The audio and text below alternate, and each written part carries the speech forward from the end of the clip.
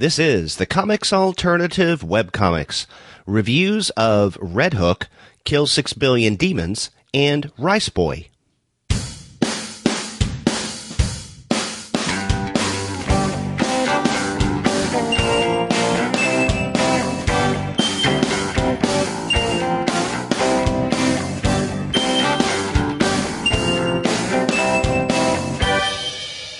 Hello and welcome to another episode of the Comics Alternative Webcomics. I'm Derek.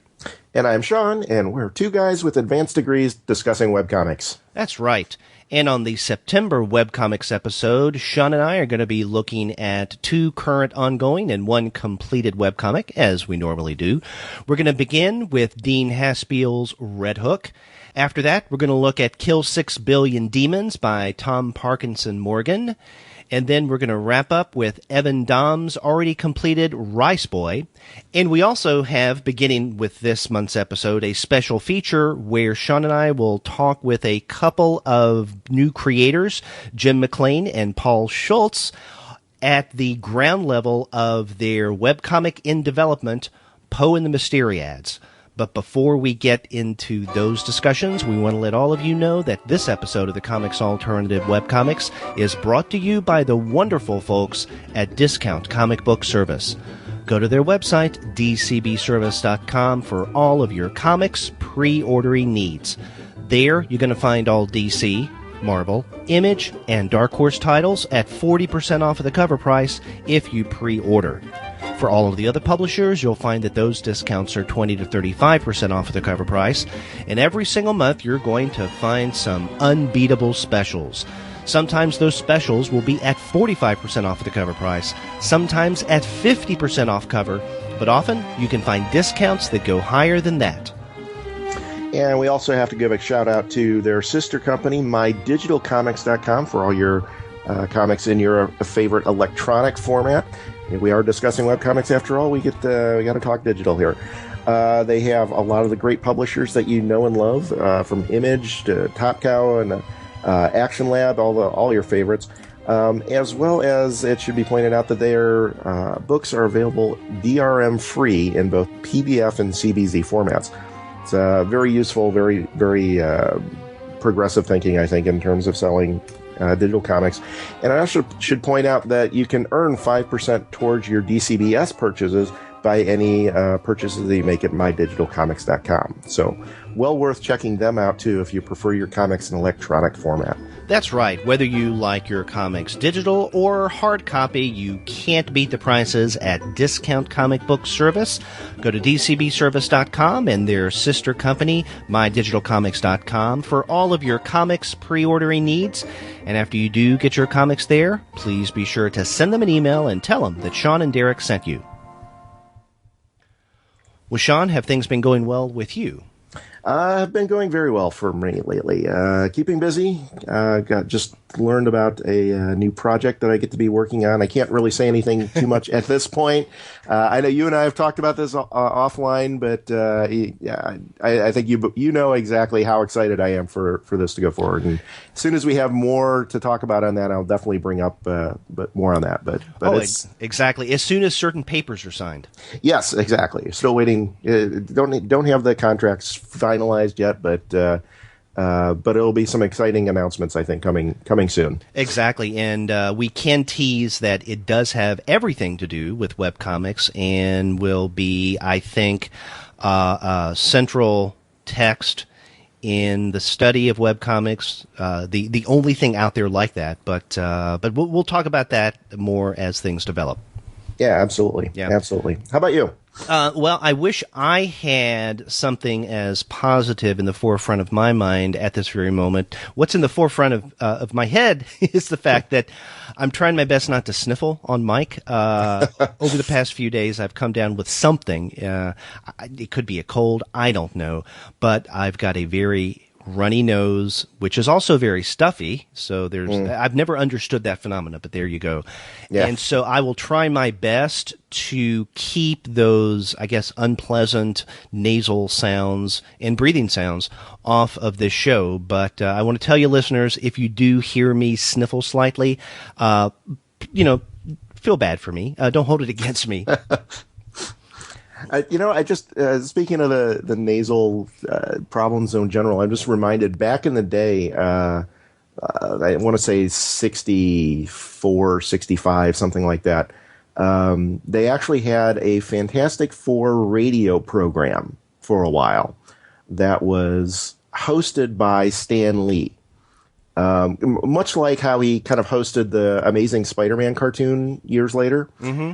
And I talked with the producer of this radio show, and he said one of the interesting things was this was really the first time Stan was being recorded for public consumption for audio and whatever, and he thought his voice sounded incredibly nasally. Mm-hmm. So he spent all of his time literally between each take snorting, whatever the equivalent of Flonase was. It's just, and he just had this spritzer, and he between each take, literally between lines almost, he's spraying this stuff up his nose so he doesn't sound quite as nasally as he thought he did, apparently.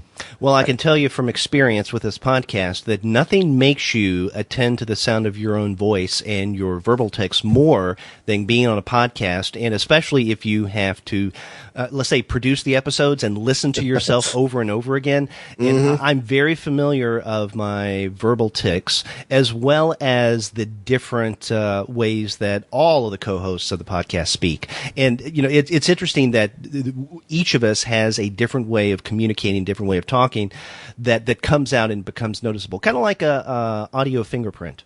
Yeah, that's absolutely fascinating. But hopefully it's not too much of a problem for you this time around, even though you're having a little bit of nasal issues or whatever. But I think you sound all right coming through, but we'll see how you're feeling. I think that's the more critical thing as we go forward. Well, before we get into this month's webcomics, we should say a few words about some webcomics that are up for a major award. Now, I think that, if you and I talked about this a few days ago, that had we had a little more foresight, then maybe this month we could be discussing some of the webcomics that are nominated for this year's Ignatz Awards, which will be given out almost exactly a week from when we're recording this. The Small Press Expo is next weekend, September 17th, 18th, and 19th, around that time, that weekend. Yep. And I'm going to be there, so I'm looking forward to that. But it's that Saturday night that the winners of the Ignatz Awards are announced. And one of the things that, even though we're not talking about any of these nominees this year, we should mention what they are and any kind of observations we have. So I'm looking at the Ignatz Award nominations right now. And for this year, the Outstanding Online Comic, which is what they call that category, there, I think, are 5. There is A Cartoonist's Diary by Rina Ayunyag, and I do not know if I'm pronouncing that name correctly. Just Doing My Job by Glennis Fox. Octopus Pie by Meredith Gran. A Small Revolution by Samantha Larrick Gonnet. And again, I'm probably butchering that name. And then Vatu by someone that we're going to be talking quite a bit about this week, or this month, Evan Dom. Yeah, and I also want to point out too is, even though there's that online category and there's some really great stuff in there, I haven't read all of those, but I've read some, and they are quite good, quite worthy of. All of them are quite worthy of the award, as far as I can tell. But there's also several other artists and creators who show up throughout the rest of the list, which I think is interesting for their work that happens to be webcomics, but they're not in the webcomics category.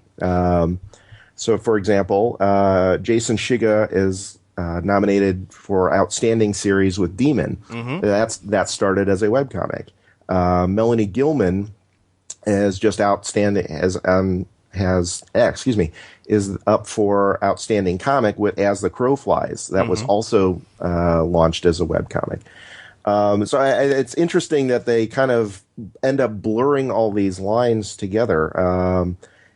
So why call out a special online category and then also have these people in the some of the other stories as well? I think there's and we've talked before how that the definitions of these awards and how they're nominated there's that blurring of lines there, and we've talked about how some of the categorizations don't exactly make sense. And I think we're still in that kind of transition period while they're trying to figure some of that out. And I think, we certainly have some ideas on it, but we're not we're not working for the Ignatz Awards ourselves, so we can't contribute to that specifically. But I think there's some interesting discussions to be had around that. Oh, exactly. And this is something that Gwen Tarbox and I will discuss further. She and I are going to do the review show that will be published on September 21st, that Wednesday, and it's going to be devoted specifically to this year's Ignatz Awards. The nominees and the winners will know by that point. And we're discussing, maybe not all, because, that's just a gargantuan task, but most of those that are nominated this year. And one of the things we will discuss is their criteria for categorization. How do you define outstanding comic versus, outstanding series, along with best, outstanding story. And some of these, as you pointed out, categories tend to blend. They're really blurry lines. And I know you mentioned Gilman and Shiga, but there are other instances here where the comics under a non-online category are nonetheless online comics or digital comics. I know that Carolyn Nowak's Radishes is another one, as is Keeler Roberts' Powdered Milk, which is nominated for the Outstanding Series category, along with Shiga's Demon. But that's a webcomic as well. So, we'll be talking about the ins and outs of categorization. But you're probably familiar with more of these online comic nominees than I am. Now, I know about Octopus Pie, and I had, for the longest while, kept up with Vatu by Evan Dahman. In fact, Vatu was one of the first webcomics that Andy Wolverton and I looked at when we started the webcomic series about a year and a half ago. Yeah. And that has to be one of my favorite of all of the titles that we've discussed on the webcomic series, Vatu. Now we are going to discuss Dom and his much earlier webcomic, Rice Boy, but I definitely have to check out over the next week these other webcomics. So I'm looking forward to that. So, but even though we're not discussing any of these this month, it's worth pointing out who the nominees for the 2016 Ignatz Awards are. But, we didn't even say much of anything about this year's winners of and even the nominees for the Eisners. And I think part of the reason, at least from my standpoint, is their problems of categorization. Now, if we think that there's fuzziness and blurriness with the Ignatz, it's much more pronounced with the Eisners, which strikes me as unusual. But their category, their latest category, because these things and their names tend to change and evolve over time, but the category where one would put a webcomic is the best digital / webcomic. And this year, that prize, earlier this summer, went to Paul Tobin and Colleen Coover's Bandette. The problem with Bandette, it's a very good comic, of course, but it's not really a webcomic. It's a digital comic presented through Comixology, Monkey Brain, that kind of thing. And we've talked, we've talked before that you're kind of conflating digital and webcomics, and they're not really the same thing, I don't think. Even though there is this electronic delivery, there's some differences there, I think, and noteworthy ones at that. And again, Bandette, excellent comic, very worthy of an Eisner. I just don't know that it falls in the same category as something like Ronald Wimberly's Lighten Up that he did for the Nib. They're both delivered electronically, but how do you conflate? How do you judge one against the other? It's like apples and oranges almost. Exactly. And, we had the same thing occur last year. The winner of the best digital webcomic category was The Private Eye by Brian K. Vaughan and Marcos Martin. Now, that's a great comic. And it's a great digital comic. Of course, now it's a book in hard copy, but it's not a webcomic. And again, if their category is best digital or webcomic, then giving it to one or the other makes sense. Sure. But the very logic of combining those two is problematic. It just, they need to, if you want to put it this way, grow up. In terms of what's going on in comics right now, which is strange since the Eisner Awards is basically I guess the Oscars of comics, even though there are other awards like the Harveys and the Ignatz, but it's the Eisners where most people turn their attention, for better or worse. Mm-hmm. They really need to work on that. And if I were 1 year a member of their, let's say, panel of judges, then that's one of the things that I would push with a vengeance is the de-linking of digital and webcomic. Like I would say de-emphasizing digital because a lot of the print comics also had digital components. But then again, not all digital comics have print components. But I would definitely separate the digital from the webcomics because I think that does primarily webcomics a disservice because as we've seen over the past couple of years with the Private Eye and Bandette, the digital seems to take preference with the judges. Yeah, there seems to be I get the sense that they like the the cohesiveness of a single here's one story, and with the digital comics you're getting a single package, right? Like a traditional pamphlet comic, right? You're getting 20-some pages of a story at a time. Mm-hmm. Whereas with the web comic, you've kind of got this nebulous, it's updated 3 times a week and it goes on indefinitely or something like that, whatever the schedule is. But there's not that clear, fixed chunk of storytelling, right? In the same way that you get with a digital comic, or that you can get, I should say, with a digital comic. And I think there's that showcases a little bit of a bias towards that traditional storytelling mindset, right? We've seen the traditional pamphlet comic, and people are familiar with that for, literally a full century now. And I think it's hard for people to kind of wrap their heads around the kind of different storytelling format and appreciate it in the way that webcomics are often presented. Yeah. This will occur in time. I think it just takes time, as you were pointing out, for the judges, everyone surrounding these major awards, not just the Eisners, to come to terms with the fact that webcomics, in and of themselves, a completely different delivery system that you really can't equate with other kinds of comics, digital and otherwise. Mm-hmm. Mm-hmm.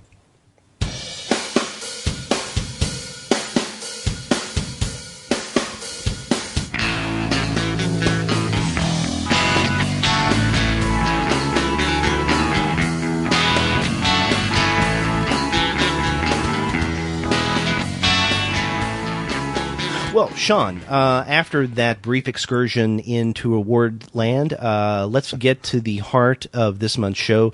And we're going to start with Red Hook, which is a relatively new webcomic from Dean Haspiel. You can find this by going to the Webtoons website, which is Webtoons, one word, WEBTOONS.com. And in fact, this is a site. I don't even know how long Webtoons has been around. This is the first time I've really read anything on Webtoons, Dean's Red Hook. But it's a place where you can find a wide variety of webcomics. And so it's a place that it kind of curates, similar in many ways to Hiveworks. I would make a little bit of a distinction here, though. I do know a little bit about the background here on Webtoons specifically. The company that started this is actually Korean. Mm-hmm. And they started, I want to say maybe about 10 years ago or so, because there was, they were looking for this delivery mechanism for this curation of comics. But there's a different audience there, right? The Korean audience, there's a much more prevalence of smartphones, and they dove into the smartphone market a lot sooner, more robustly than we did here in the United States. So this company went ahead and basically developed an app specifically for serving up webcomics on a phone. And the what we're looking at here, Webtoons.com, is kind of the Americanized version of that. I think it was about a year and a half, 2 years ago, they decided they kind of saturated the Korean market and got as much of a market share as they could, and they started branching off into the United States. And so they developed a similar setup, a similar format that works for American audiences, and obviously in English and tuned slightly differently to the different phone specs that we have. But the genesis of that is the genesis of the site as a whole is, can we create an app to showcase webcomics on a phone specifically? Yeah, I'm glad you make that distinction, and that you knew much more backstory to Webtoons than I do, because it does make it markedly different from other collectives, right, that we find online, like the aforementioned Hiveworks or even Mark Wade's Thrillbent, right? I mean, those are two that immediately come to mind. And so when I saw Webtoons, I thought, oh, well, this is something somewhat similar. But you're right, there is that difference in the way that they are delivered and for what kind of electronic device you consume them through. And maybe this is a way into discussing the content of Haspiel's Red Hook. Part of it, or actually, okay, a couple times I've read it. Once on my desktop computer, where I have obviously a much larger screen, and then I've also read Red Hook on my mobile device, not my smartphone, but on my tablet. So it's like a large smartphone.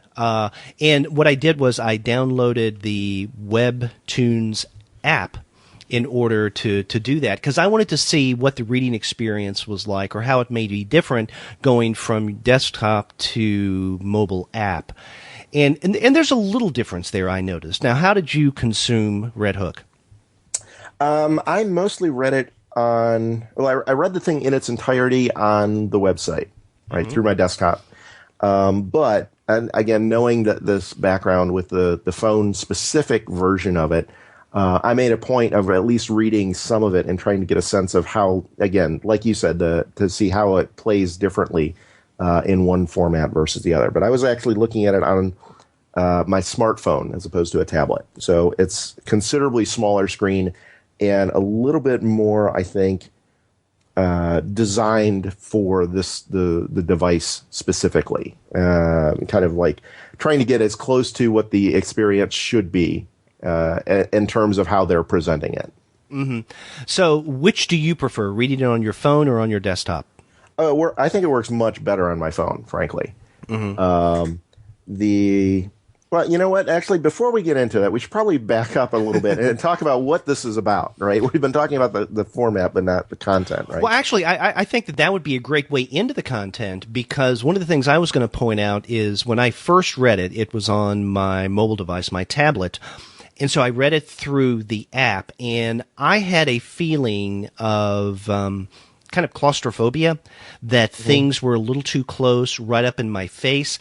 And I think, especially given this title, and it is an action title, we can call this a superhero comic in a variety of different ways. So there's a lot of action, there's a lot of violence, not over-the-top violence, and the way that it's presented, especially on a mobile device like a tablet or a smartphone, it comes up one panel at a time. Actually, you have to scroll down. So in some ways, it's very much like the kind of comics we would see from Study Group, right? Because instead of presenting comics in page installments where you have, let's say, 2 or more panels, a page worth of that, then you click to the next installment, which is, for all practical purposes, the next page, or something that would be the equivalent of a hard copy page. This one, you kind of scroll down to get each installment, but each installment is a panel. And when you have, let's say, 9 panels on a page, you see you have a mise en page, right? You see the context, and any one individual panel is not right up there in the forefront of your attention. But with these Webtoon comics, you get panel, panel, panel. So it's almost as if you're right there up close to each portion of this storytelling, the panel, and at times I felt like I was a little too close to things. I didn't get the same feeling, though, when I read this on my desktop computer. I could pull back a little bit, so to speak.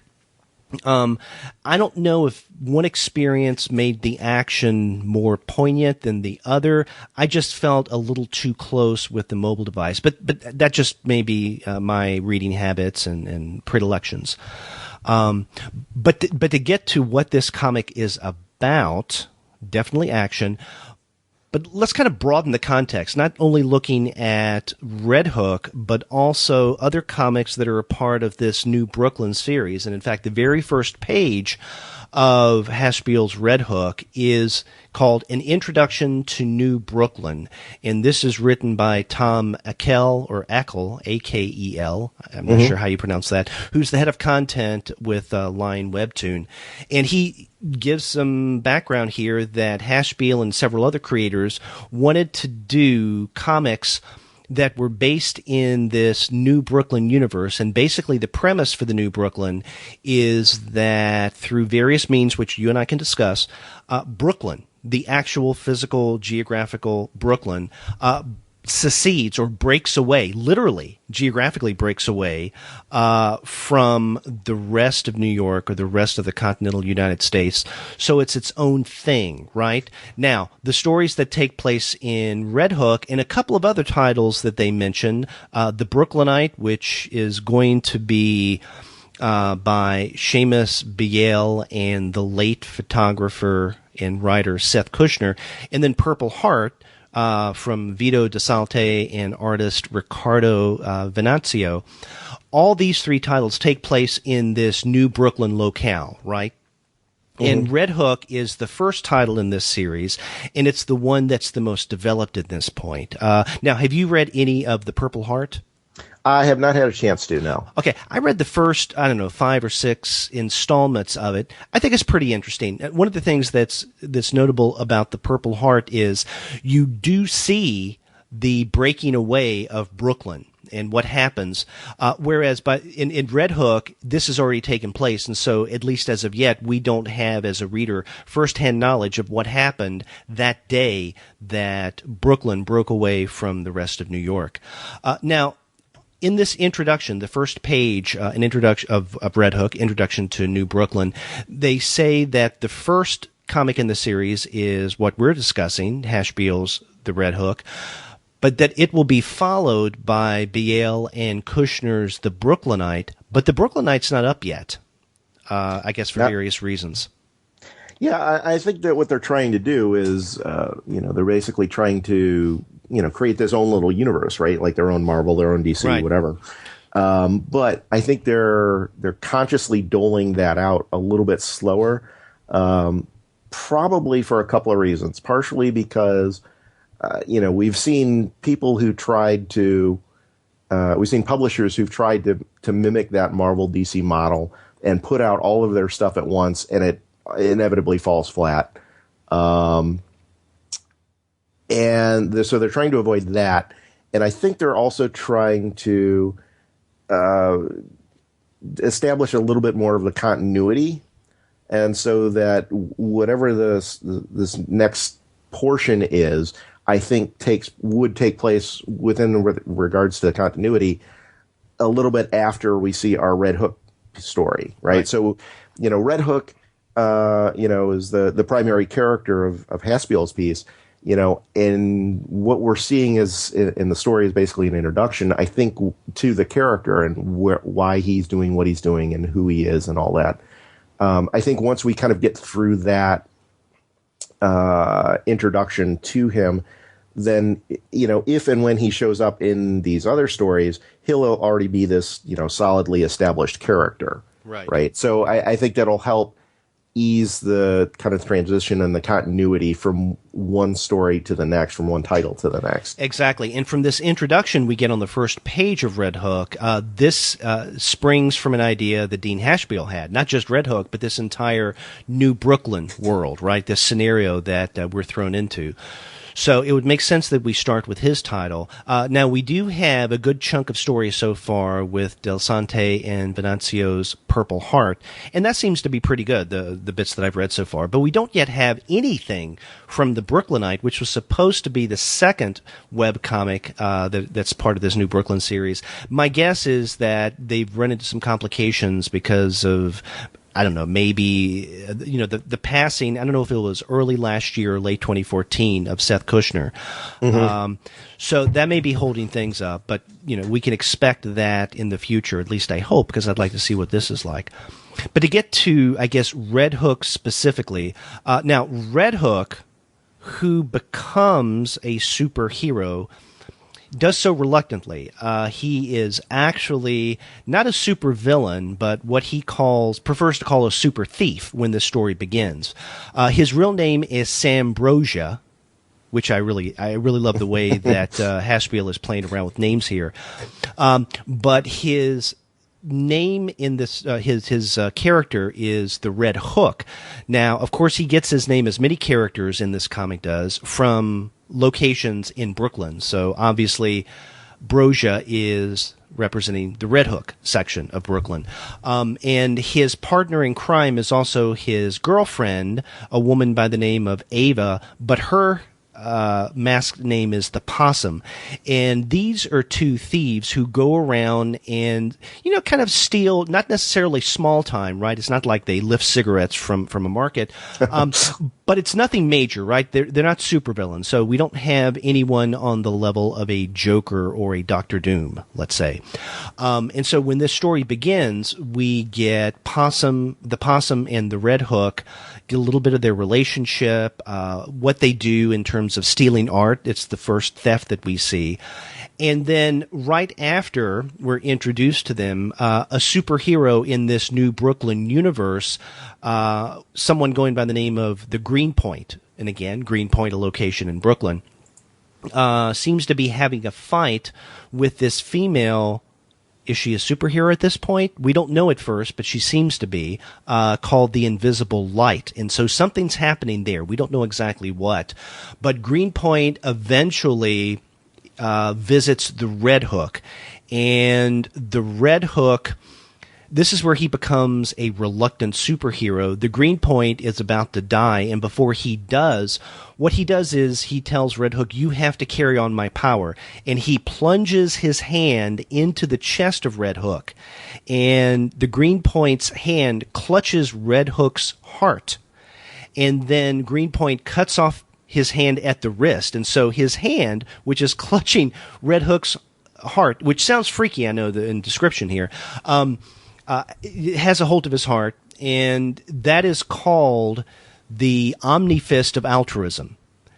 And what that means is, as Greenpoint tells Red Hook, now you have to do good. And if you don't do good, then this Omnifist of Altruism will wrap around your heart and eventually kill you. So despite his initial instinct, Red Hook does become a hero. And so we're carried through the first installments of this relatively new webcomic, because I think the installments began in April of this year. Right. Starting to become a little more heroic and aware that he has to do this. He can't even avoid. I mean, it's not as if he can not do bad things anymore. Like, if he tries to steal something, if he goes back to his thieving ways, that Omnifist of Altruism will wrap tightly around his heart. But even if he refuses to do good, in other words, if he sees someone needs help but he decides to be neutral, the Omnifist of Altruism will start squeezing his heart. So he's compelled to do good. Mm-hmm. Yeah, we even have a scene early on there where he's just walking down the street, happens to pass a burglary in process, and is forced to stop it because he literally keels over with this pain in his chest. And he's like, oh, wait, okay, I guess I got to intervene here. I don't want to. I actually know this guy who's who's burglaring this other store, and I have to intervene and stop him, even though I don't want to. Right, yeah, and that burglar is kind of I guess another super thief, not a super villain, someone by the name of Black Breath.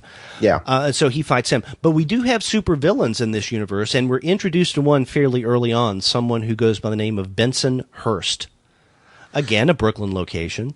And he becomes kind of a major figure in the first 23 chapters that we have so far of Red Hook. He also he creates a robot that goes by the name of the Iron Knee. And so the names here, whether they're anchored to Brooklyn locations or otherwise, I think are really clever. Mm-hmm. So, in the first 23 chapters, Haspiel is doing a really good job of mapping out this world of Red Hook in New Brooklyn. Yeah, and then one of the interesting things too is we don't see a lot of superhero stories in webcomics generally, and I think a lot of creators stay away from that specifically because they know that if you want a good superhero story, you can get them with Marvel and DC. They've got superhero stories down pat. Right. But what I think is interesting is that Haspiel kind of knows this, and he's also played in that environment, right? So he's very familiar with a lot of the tropes that go on and the storytelling that goes on. So in reading this, it's very much had a feel to me of like a Marvel comic, right? Mm-hmm. It very much felt, you could kind of say, oh yeah, that's kind of a Spider-Man thing he's got going on there, and wait, there's kind of a Daredevil thing going on here, and it's nothing. He's not lifting any of the pieces verbatim, but it still has that same flavor and feel that you'd find, something written by, a Roy Thomas or Kurt Busiek or somebody like that, mm-hmm. right? Yeah, you're right. It does have that feel. But I tell you what I was thinking about as I was reading Red Hook, what I first thought about is the work that Haspiel has done in the superhero genre, but not with a big two, of all places, with Archie Comics and what he did with the Fox. Now, when, I don't know if you read any of those Fox stories, but when Archie, couple, maybe more than 2 years ago, brought back the Fox. It was part of their Red Circle series. Right. But then that didn't last for very long. Then they, I think about a year and a half ago, started the Black Circle series, and the Fox was back with that. So when I was reading the character Red Hook, I couldn't help but think of the Fox, both in terms of the situation and also in terms of the costume. But I tell you, another comic of Haspiel's that I was thinking about as I was reading Red Hook. Are you familiar with his Billy Dogma comics? I know of them. I've never read them, though. Okay. Well, one of the things, they're funny. They're, great adventure stories, wonderful humor, tongue-in-cheek type, especially. Mm-hmm. And Billy Dogma has a girlfriend called Jane Legit. And the relationship between Billy Dogma and Jane Legit strikes me as analogous to the relationship we see, at least partly, going on between the Red Hook and the Possum. Okay. And so there's a lot of that back and forth going on. And I mention this because with Billy Dogma and Jane Legit, they work together, but they also are lovers. And that love goes into much of what they do. And I'm seeing something similar with the Red Hook and the Possum. Interesting. Okay. Cool.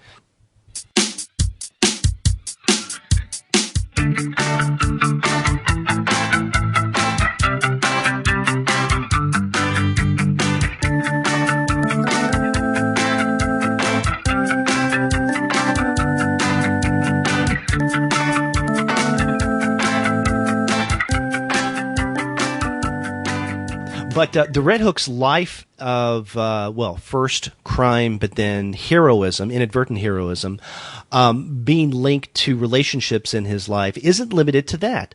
We're introduced to yet another character that has a link to Brooklyn in terms of her name, and she is called the Coney. And she's actually Red Hook or Sambrosia's mother.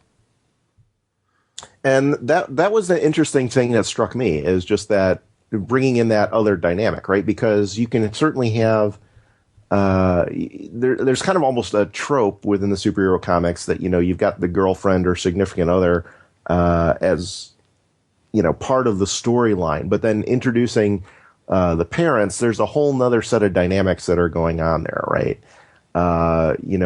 It's somebody who is particularly in the way that this presented. It's not necessarily the character isn't a mentor figure per se. There's a lot of history there. We don't get a whole lot of it, but there's clearly some different points of view, you might say, right, on how mom thinks versus how the son thinks, and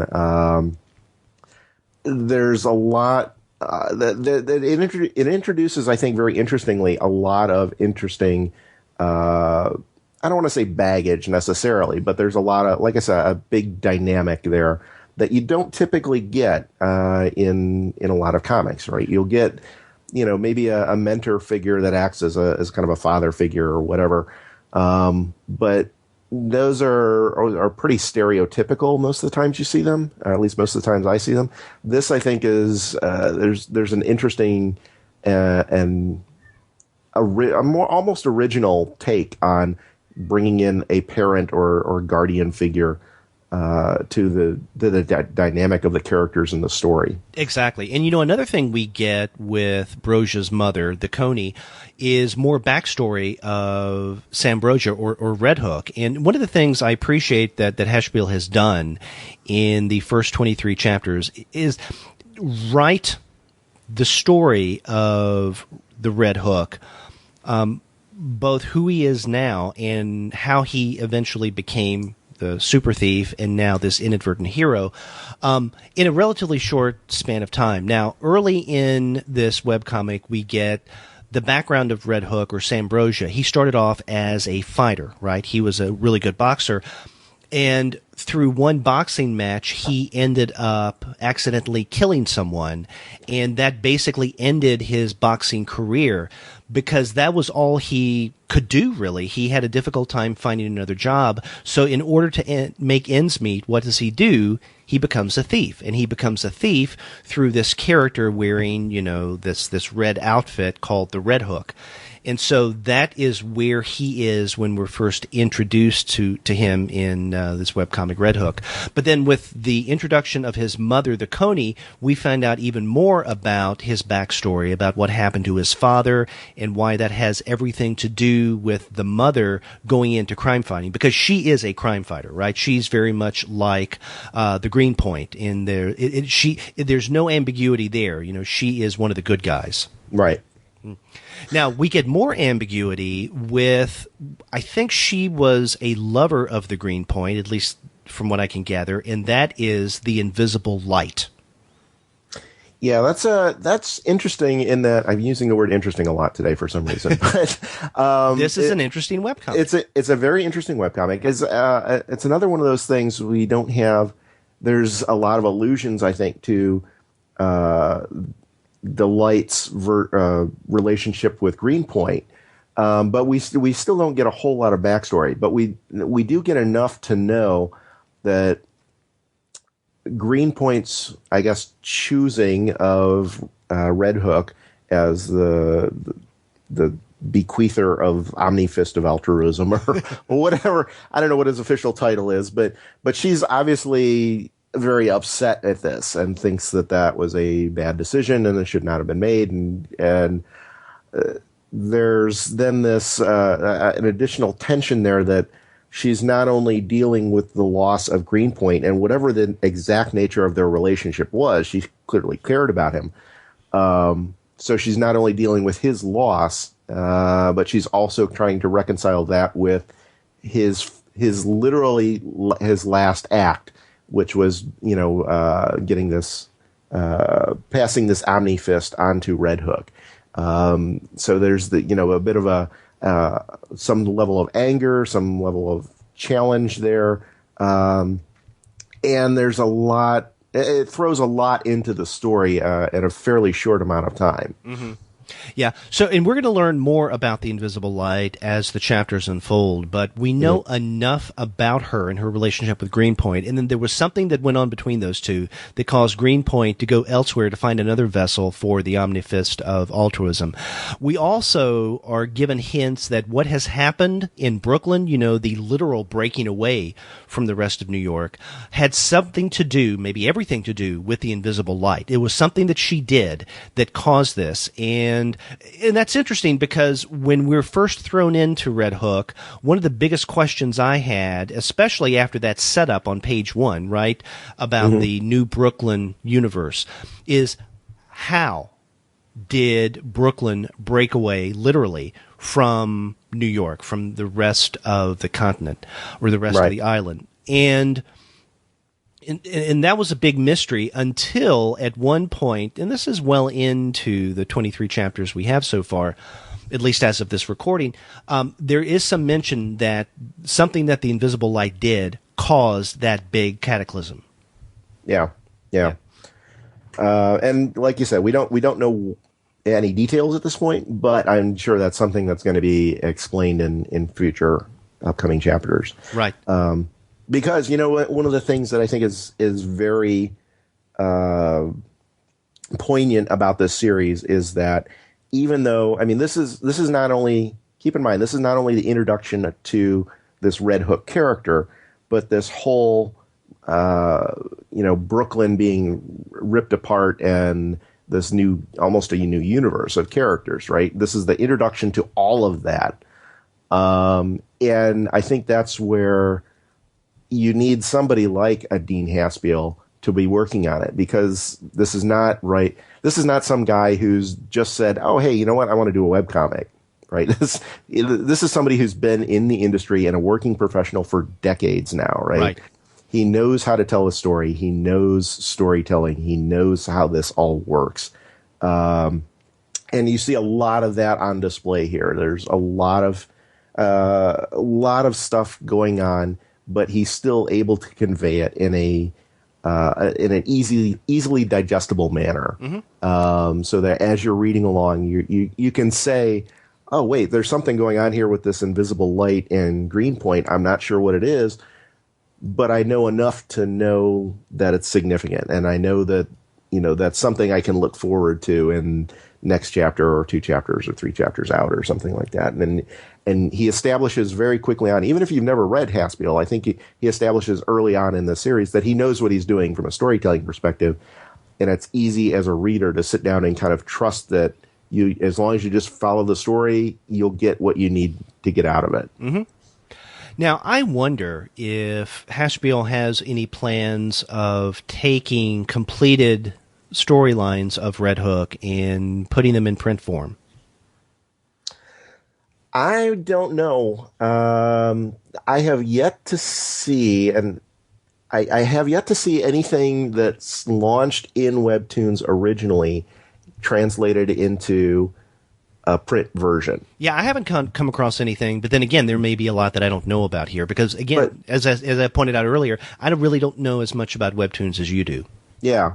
Well, now the interesting thing is then they've done the reverse. They've actually incorporated a few webcomics that have been put into print and started serializing them through their app, right? So there's a few of these that are out there and have been running as webcomics for, you know, a year or 2 years, 3 years, however long.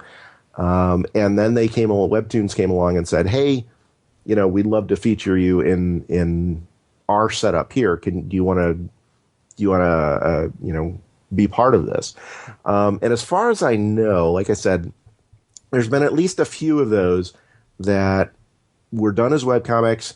The creators then printed a book version of that, or at least some portion of that, and then were picked up by Webtoons and are kind of getting serialized secondarily. Now, my understanding is that all of the creators in Webtoons are getting paid just by hosting it in Webtoons. Right? They just by having their stuff go through Webtoons, they're getting some monetary recompense for that. And it has to do with, I don't have the full formula, but I know it has to do with, number of views and, the number of subscribers and that kind of thing, right? And I do recall there was an announcement, 2 months ago now, maybe, where they actually just made a partnership with Kickstarter as well, so that they are able to... Webtoons did, yes. So that they're able to... their Kickstarter is basically... I didn't get all the details. I can't remember everything off the top of my head. But basically, Kickstarter is able to provide them with some funds that then go out to like the top webcomic creators. And if they meet some threshold of X number of views, then they get a fee based on that, on top of what they're already doing. And there's also a piggyback system where, and this is a little unusual, I don't know that I've seen this before in a commune type setting like this, is that each individual creator, if they have their own, I'm sorry, I keep saying Kickstarter, it's actually Patreon, my bad. Okay. If they have their own Patreon campaign, that can get incorporated into the webcomic app itself. So as somebody's scrolling through and reading, say, Red Hook or one of the other options, if that creator has a Patreon campaign, it'll get advertised within the context of their own webcomic, even in the app itself, which I don't believe I've seen anywhere else, given that level of commitment to the creators and the creators' financing, right? There's been plenty of examples of people saying, "Hey, we want to give you, visibility for your webcomic, and here, you can plug your stuff here and get more people to see it, and go back to your website to buy T-shirts and books and whatever." But this is the first time I've seen that they've incorporated that kind of direct payment system into the app itself, with specifically as you're reading, like I said, as you're reading Red Hook or whatever, you can see the Patreon link right there and click over to that project. I find this fascinating, and not just in regard to Haspiel's Red Hook, but I think the entire platform of Webtoons. Now, if I'm able to talk with Dean this next weekend at SPX, and I'm assuming he'll be there, I'm definitely going to ask him and maybe get him on mic about Red Hook and his work with Webtoons in this new Brooklyn universe that he's helping to create. And it seems like a very different kind of business model from other collectives that we've seen, again, like Hiveworks or Thrillbent, because the way that they work, for the most part, from what I gather, is that these begin as webcomics, and then with many creators, if not most, the eventual plan is to get a successful enough webcomic to where you can either kickstart it enough or find a publisher to come out with a hard copy of the collection. Right. In other words, the webcomic in many ways becomes a springboard into print, although, as you're pointing out, with Webtoons, the endpoint, even if it's something that had previously seen print, is the webcomic. Yeah. And I think a lot of that has to do with, like I was saying at the top there, that this is an established company that's been around for, I think, like I said, I want to say about 10 years now. Wow. And they have, through their success in Korea, they've got a decent financial backing already in place, right? They've already got a revenue stream built up for their Korean business, and used that essentially as seed money for the American version. Now, what I don't know at this point is whether or not this American version that we're looking at, that has Red Hook, that has these other comics out there, I don't know if that's self-sustaining or not. Or I don't know how much of that is only running because the Korean version is successful and they're just funneling some of those funds back to the States here or something. I don't know yet, but I know that's certainly the intent, clearly, that they want to make the American version as sustainable on its own as possible, and not have to rely on the Korean model that they've been doing. Yeah. And one other thing about Webtoons as a platform, and then we need to move on, is that, as you can see from their front page, their comics are rated. So I'm looking at just a sampling of some of the titles here on the front page. There's a title called Traveler that has a rating of, from 0 to 10 of 9.38. There's another one called Dense, 9.48. And actually, Red Hook, I think their rating is 7.73. So as you're reading these, you can, when you go to the main titles page within Webtoons, you can rate it. So if you click on rate the Red Hook, then you can give it a particular star rating, or even a fraction of a star rating, really.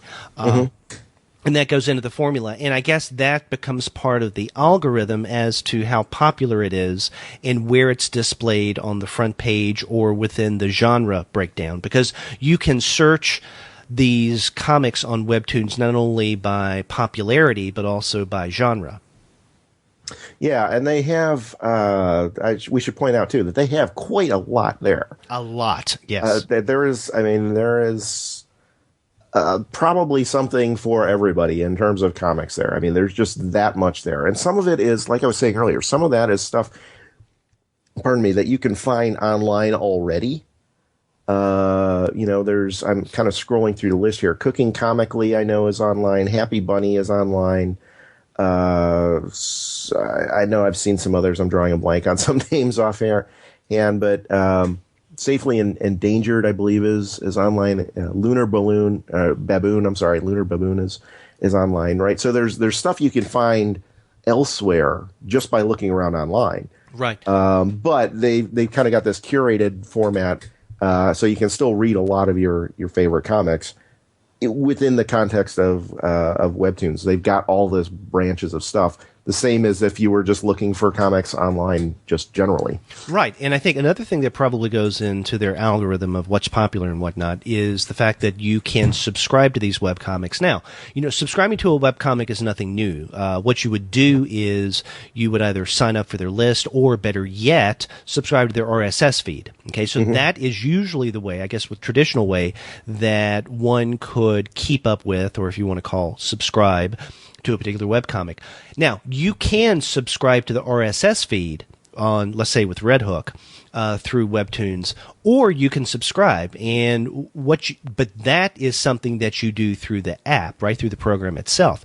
Right. And so again, another way in which Webtoons is significantly different in terms of a business model from other collective relationships we've seen, like Thrillbent and Hiveworks.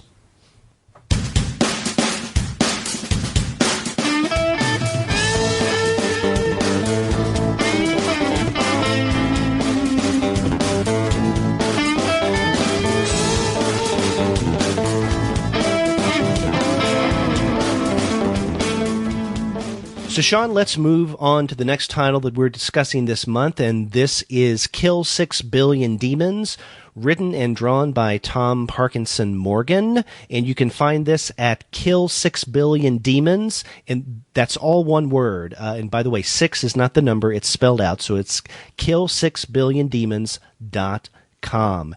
And this is rather timely in that as we record this, later this week, the first print chapters of Kill 6 Billion Demons will be published on the 13th of September through Image Comics. And my guess is that this first book will include all of the comics that we get in this first part of the webcomic, which is called Kill 6 Billion Demons. Because right now we're in the second part that goes by the name of The Wielder of Names. And you and I were talking right before we started recording this episode. It's a little difficult to figure out exactly when Kill 6 Billion Demons began. It was sometime in 2013. It may have been the spring. And the reason why it's difficult to determine this is that one of the things that Parkinson Morgan does not do is to date his installments, right, or the pages that we get with Kill 6 Billion Demons. And anything dealing with dates are from the comments that follow that readers can, comment on, whatever is going on in that installment. And I think that there is a comment on the very first page that is dated, if I'm not mistaken, April of 2013. So whether Kill 6 Billion Demons started in April of that year or not, it's around that first quarter of 2013 that we have. And the latest page went up just yesterday as we record this on September 10th. Yeah. From what I can gather. Yeah, and he's been keeping pretty busy with that, too. So we've got, about 2 or 3 years now, and there's a solid 200 pages out there. Mm-hmm. So he's been, I don't know if I haven't been, this was not one I'd been following. I didn't know about it until recently, so I don't know if he'd taken a hiatus at any point, but it sounds like he was keeping a fairly regular schedule and making things updated. Right, and there have been a couple of hiatuses as this has been going on, because I remember reading about those in the comics that follow the comic installments themselves. And I think the most recent one may have had everything to do with the fact that he was readying the first book of Kill 6 Billion Demons for publication through Image. Okay. Now, you're right. I didn't learn about Kill 6 Billion Demons as a webcomic until relatively recently. And if you're listening to this episode right now and you're the person who told us about this, definitely write us at the Comics Alternative and claim credit. I cannot remember who told us about this. For some reason, I didn't make that notation at the time. But someone who listens to the show said that we may be interested in this webcomic. And I looked it up, and I know I passed the word on to you, and we decided to deal with it this month. Mm-hmm. So again, thank you, whoever you were, for recommending this, and sorry that I can't remember your name. But this is an interesting story. How would you describe it? Well, it's definitely very fantasy story. Mm-hmm. So we've got this young girl, seems like a normal kind of teenager, and while she's making out with her boyfriend, a demon somehow materializes in her bedroom and forces on her a kind of mystical key, and not just like hands it to her, here's a key, use it, like embeds it in her forehead, right? Yeah. And then she winds up in literal hell, the actual, not like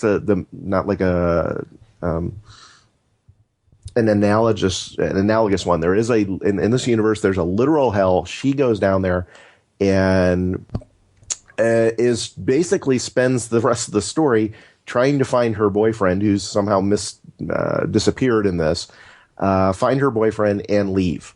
Mm-hmm. Right. That's her whole goal. She says this repeatedly. I just want to find my boyfriend and get out of here. And because she's got this key embedded in her skull, which is clearly visible for everybody to see, all these other demons that are walking around, there's a lot of assumptions they make about her, about what kind of powers she has, who she must have killed or conquered to have gotten that key in the first place, what that key means, in terms of her rank among demons, all of this stuff. And she has no knowledge of any of this. She just knows that she was in her bedroom and there was this demon showed up and shoved something in her head. Right. Now, this woman that you're talking about, the one who's making out, her name is Allison Ruth. And one of the things that strikes me about Allison, and one of the things also that makes this a great pairing with Red Hook, is that both Allison Ruth and Sam Brosia as Red Hook are inadvertent heroes, right? So they have the role of hero thrust on them. And we already talked about literally. How that was. Yes, we talked about how that was done with Red Hook. With Kill 6 Billion Demons, as you point out.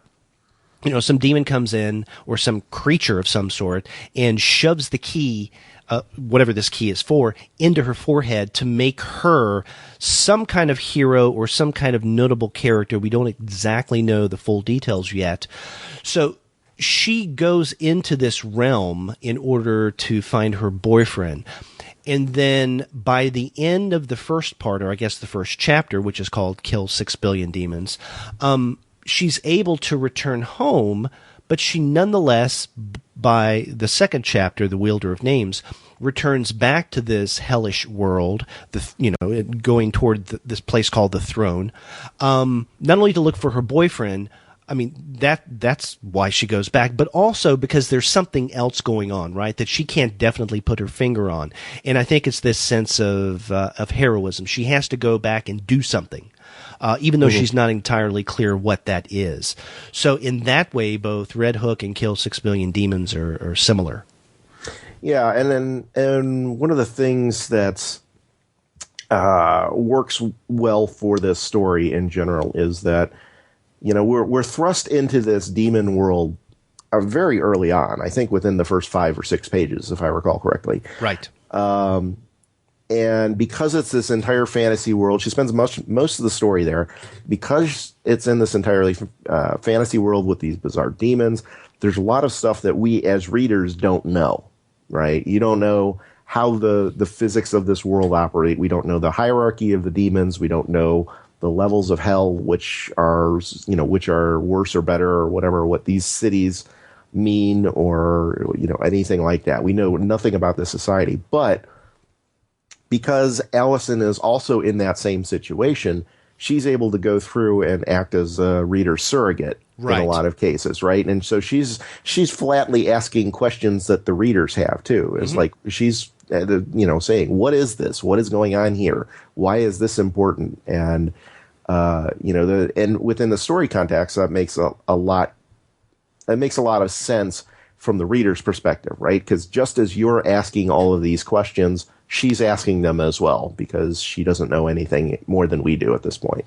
Yeah, and I think that's a very clever thing that Parkinson Morgan does, is using his protagonist Allison as a stand-in for the reader, because she's asking, as you point out, those kind of questions that I know I had as I was reading through the first chapter, even into the second of Kill 6 Billion Demons, because, even though we're, I think, maybe close to the end of The Wielder of Names, there's still a lot of questions, really, that need to be answered. Now, I find this curious that we're getting little bits of information about this quite elaborate world in bits and pieces, because one of the things that Parkinson Morgan seems to excel at is world building.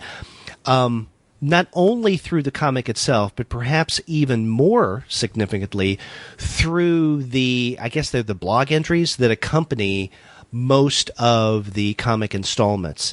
And in fact, the comments that he writes to many of the pages that he uploads are, let's say, philosophical, religious, backstory to this world, not necessarily specific characters, but the mythology of the world that we have in 6 Billion Demons. And Sean, let me ask you, did you read many of those?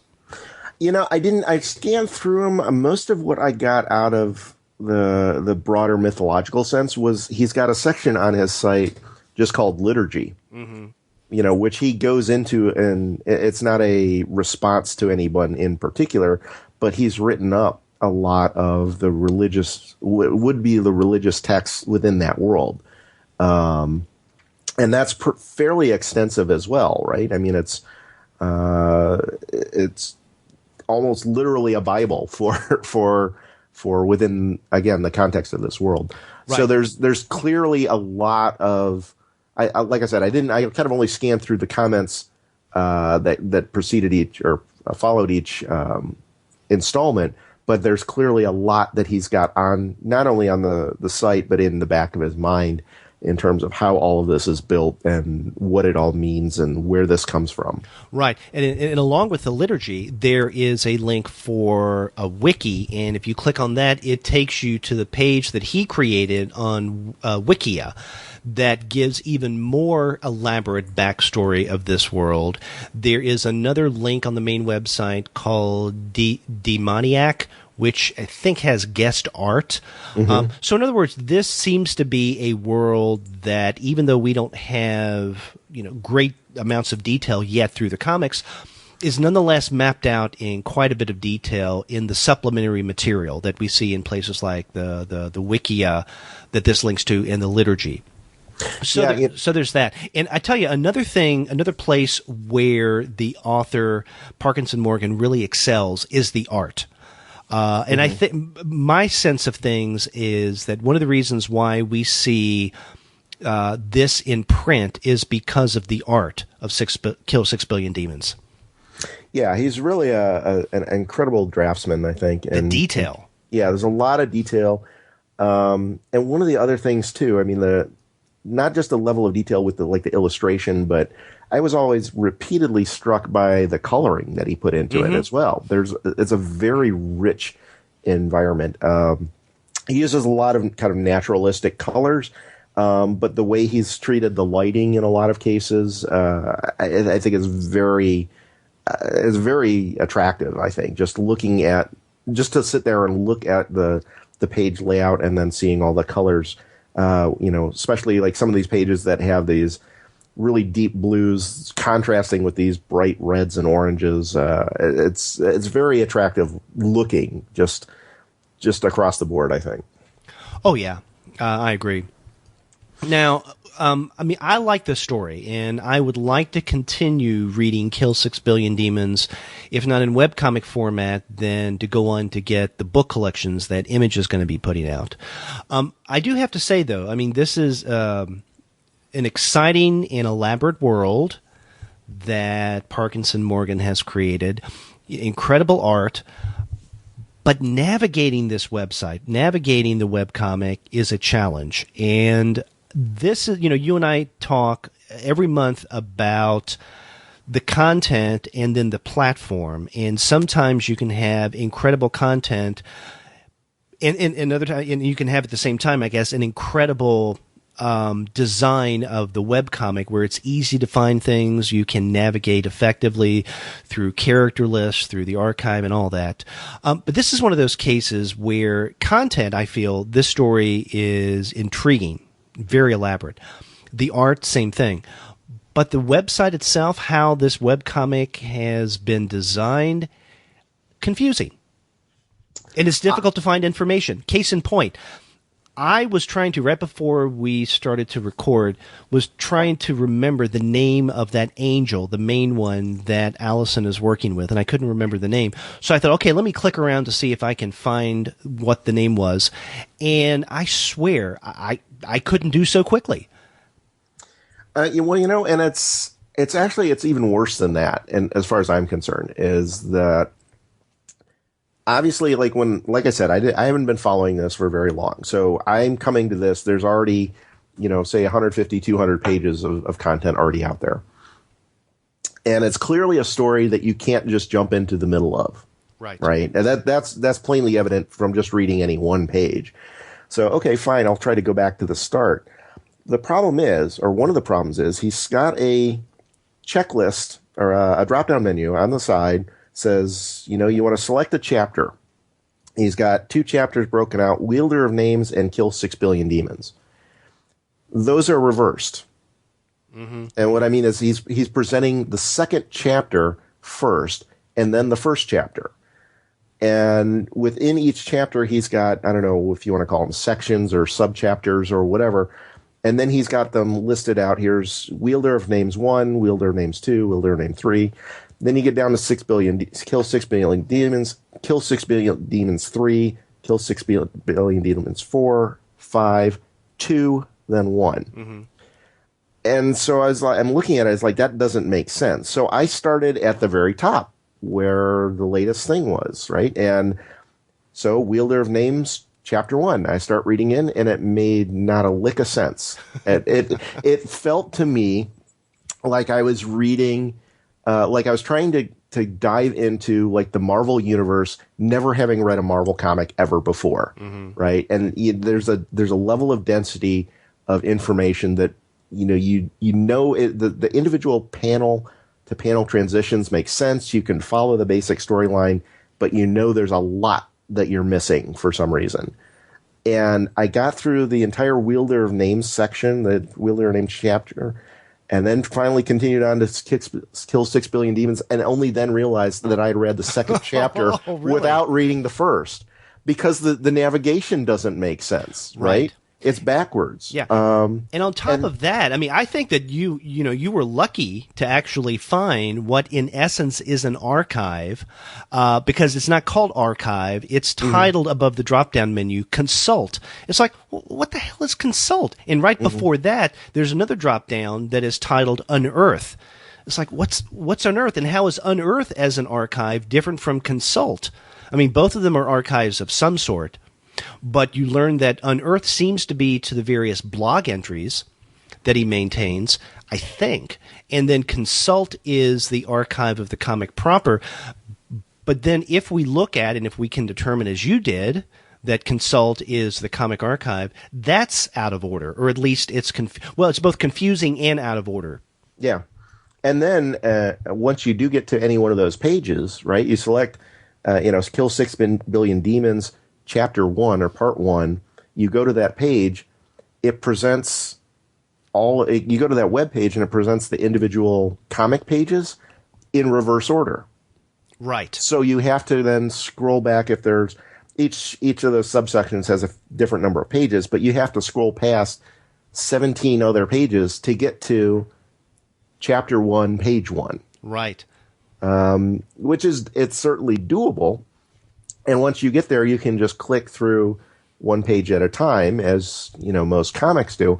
But getting to a point, if you're trying to go anywhere other than the latest story page, which is obviously presented like most comics, it's if you go to kill6billiondemons.com, you'll get the latest story page, and you see that right on the front screen, no problem there. But if you're trying to go to any other page to start reading, oh wait, I've been on vacation for 6 weeks and or whatever, or my computer's been busted, I haven't been able to read it, whatever.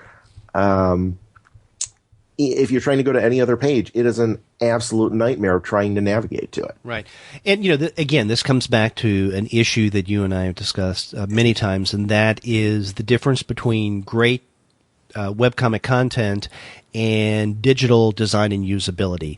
And the two, you can have a great creator who may not do a very good job in terms of the design and usability of his or her webcomic. And one of the things I teach at UT Dallas is online design and usability, and often I will use webcomics as examples in class. And sometimes we'll have major projects surrounding webcomics because I think that's a fruitful way in. Also, most of my students already read webcomics, and so I'm taking them on grounds that they love already. And I mean, these to me are relatively simple design problems that could be fixed without much effort at all. And I'm just wondering if maybe some webcomic creators should pay a little more attention to the usability of their webcomic site, because I think that's a quick way to lose readers, is to confuse them, like you were, right? Where you started off with the second chapter, The Wielder of Names. I mean, to me, and correct me if I'm wrong, but let's say you came to 6 Billion Demons and you weren't having to read it for this episode, right? So it's not as if you had to finish it anytime soon. You were just coming across this and you found that the art and the story seemed to be intriguing. If you started with the first subsection of Chapter 2, Wielder of Names, and you were confused, would you have continued on? Oh, absolutely not. Absolutely not. I would have gotten maybe a dozen or 24 pages into it at most, and I would have given up, just because, like I said, the individual story seems to make sense as you're going forward. Panel-to-panel transitions and on page-to-page transitions, all that makes sense, but you still don't know what the hell the story is. Right. And, a lot of people, I think, idealistic individuals think that, well, if it's a good story, you will retain your reader, which is true. A bad story, you're not going to retain readers regardless of platform. Right. But when it comes to webcomics, it's not just the content of the story that is important. It is the way that you make your website navigable. And if it's confusing, if it raises more questions than it answers, if it makes it frustrating to figure out how good of a story, this actually is, then you're going to lose your readers. Yeah. And I think this is something that's kind of the problem I have with this specifically, is that, 15 years ago, people were still trying to figure out webcomics, right? 20 years ago, people were still trying to figure out webcomics. It was still kind of a new enough thing that they didn't know what the standards were because there were no standards, right? So I think it would have been forgivable then. But we're solid 2 decades into webcomics at this point. Collectively, we have knowledge on what works and what doesn't. And for those people who are not necessarily experts in UI design, which, to be fair, you can be a fantastic illustrator and not be a UI expert as well. Mm-hmm. No problems there. But we have templates out there, right? You can get and download any of a number of WordPress templates that work perfect, that are designed specifically for webcomics. And all you have to do is plug them in place and they work. And, maybe, you don't like that particular color background, or, you need to change the logo up at the top or whatever. But the navigation and the functionality works for a reason, right? Somebody else sat down and designed that, and it's freely available. Go out and do something to make it easier on yourself, basically, and your readers, right? Mm-hmm. Because regardless, like I said, regardless of how good this story is, regardless of how good this art is, I'm not going to spend a lot of extra time just trying to figure out how to go back and forth between the pages.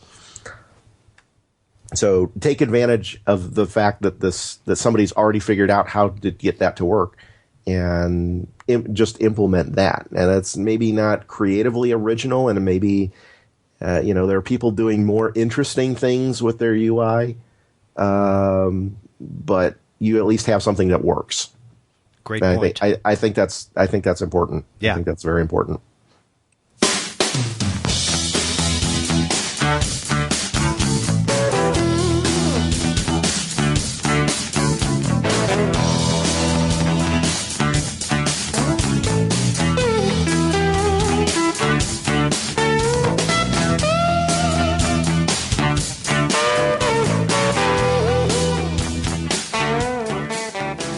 Sean, let's use what you just said as a segue into this next and new thing that we're going to be doing on the monthly webcomic show, and that is discussing the very beginnings of a new webcomic created by Jim McLean and Paul Schultz. And this is something that they're going to be titling, at least as of now, Poe and the Mysteriads.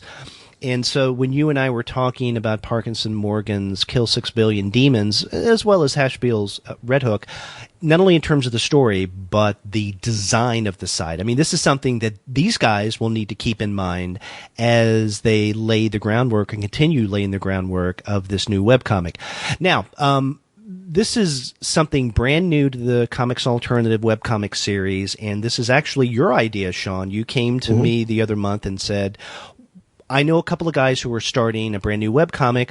Why don't we get in on the ground floor and every month talk with them for about 10 minutes, 15 minutes or so, and then find out what they're doing, and then we can just keep getting back with them every month and to see how their project develops. Yeah, well, I think there's a lot of going back to Kill 6 Billion Demons. We're talking about a comic that's been running for a while, right? And when most people see it, it's been running for a while. So they've got to go through the archives, and it's just kind of done, I think, when most people see and come across webcomics. What I think is interesting is that there's a lot of work that goes into a webcomic before anybody sees it online. Mm-hmm. I'm friends with Jim. We've known each other for a couple of years now.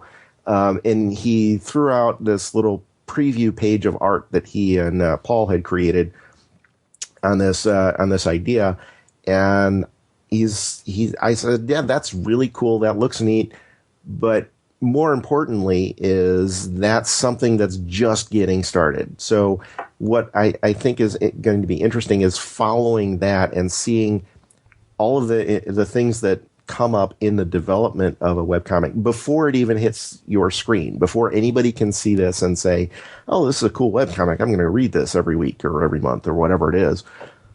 there's a lot that goes on behind the scenes before anybody sees any of that. Right. And so what I think is cool is that Jim and Paul have agreed to be able to come on the show periodically and provide us updates on what they're going through and what they're doing in the development. Oh, exactly. And now our plans for this is that every month you and I will check in with Jim and Paul and talk with them for a few minutes about what they're doing with this new webcomic, Poe and the Mysterians, how far they've gotten, what things that they are thinking about doing in the immediate future, and maybe even more long-term plans before this sees quote unquote, print, or before it's seen, not literally print, before it goes out for anyone to see the first page.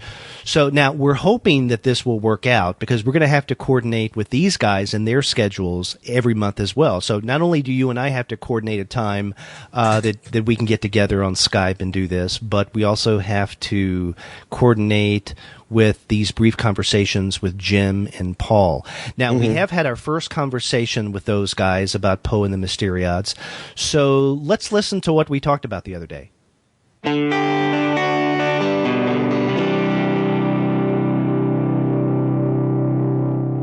And today we're talking with Paul Schultz and Jim McLean, who are putting together their new webcomic. And I'm just going to dive right in and ask Jim and Paul to introduce themselves. Jim, who are you? What are you doing? What's this thing you're working on? My name is Jim McLean. I'm a 7th grade math teacher in Elkhart, Indiana. And we are putting together a webcomic called Poe and the Mysteriads. Paul? And this is the hardest part. My name is Paul Schultz. I'm out of LaPorte, Indiana. I'm the artist and co-conspirator on the Poe and the Mysteriads. Okay, so let's start with that. What is Poe and the Mysteriads? We've got a title. What is it about? You want me to start, Paul? Please. Okay. Poe and the Mysteriads is a webcomic about a junior crime-fighting partner, sort of like Robin, but she's a female. And she's a former crime-fighting partner. So this is kind of like a Batman story, but not a Batman story. And Poe is essentially the junior partner of a crime fighter in a fictional city called Charm City, based on Baltimore. And the older crime fighter is named Corvus, which is Latin for Raven. So you have the connection between, Raven and Poe, as in Edgar Allan Poe, who wrote The Raven. The story begins with the character Corvus, the older crime fighter, being found dead, and the junior crime-fighting partner, Poe, is investigating his murder after being absent from his side for 4 years. As she progresses through this mystery, she finds that she has to recruit people to help her, and they are called the Mysteriads. Now, one question I have for you guys is why the decision to base this, at least indirectly, within the world of Edgar Allan Poe. Now, you mentioned Baltimore, Raven, Poe. Do either of you, or maybe both of you, have a particular love for Poe's literature? Paul? Well, I do. I mean, I've read quite a bit, but I think the name just came about kind of once we came up with the name of Poe. All the Edgar Allan Poe stuff just kind of fell in after it. So at least that's how I remember it happening. Yeah, that's pretty much it. I'm also a big fan of the TV show The Wire, which takes place in Baltimore, and I thought it made a great setting.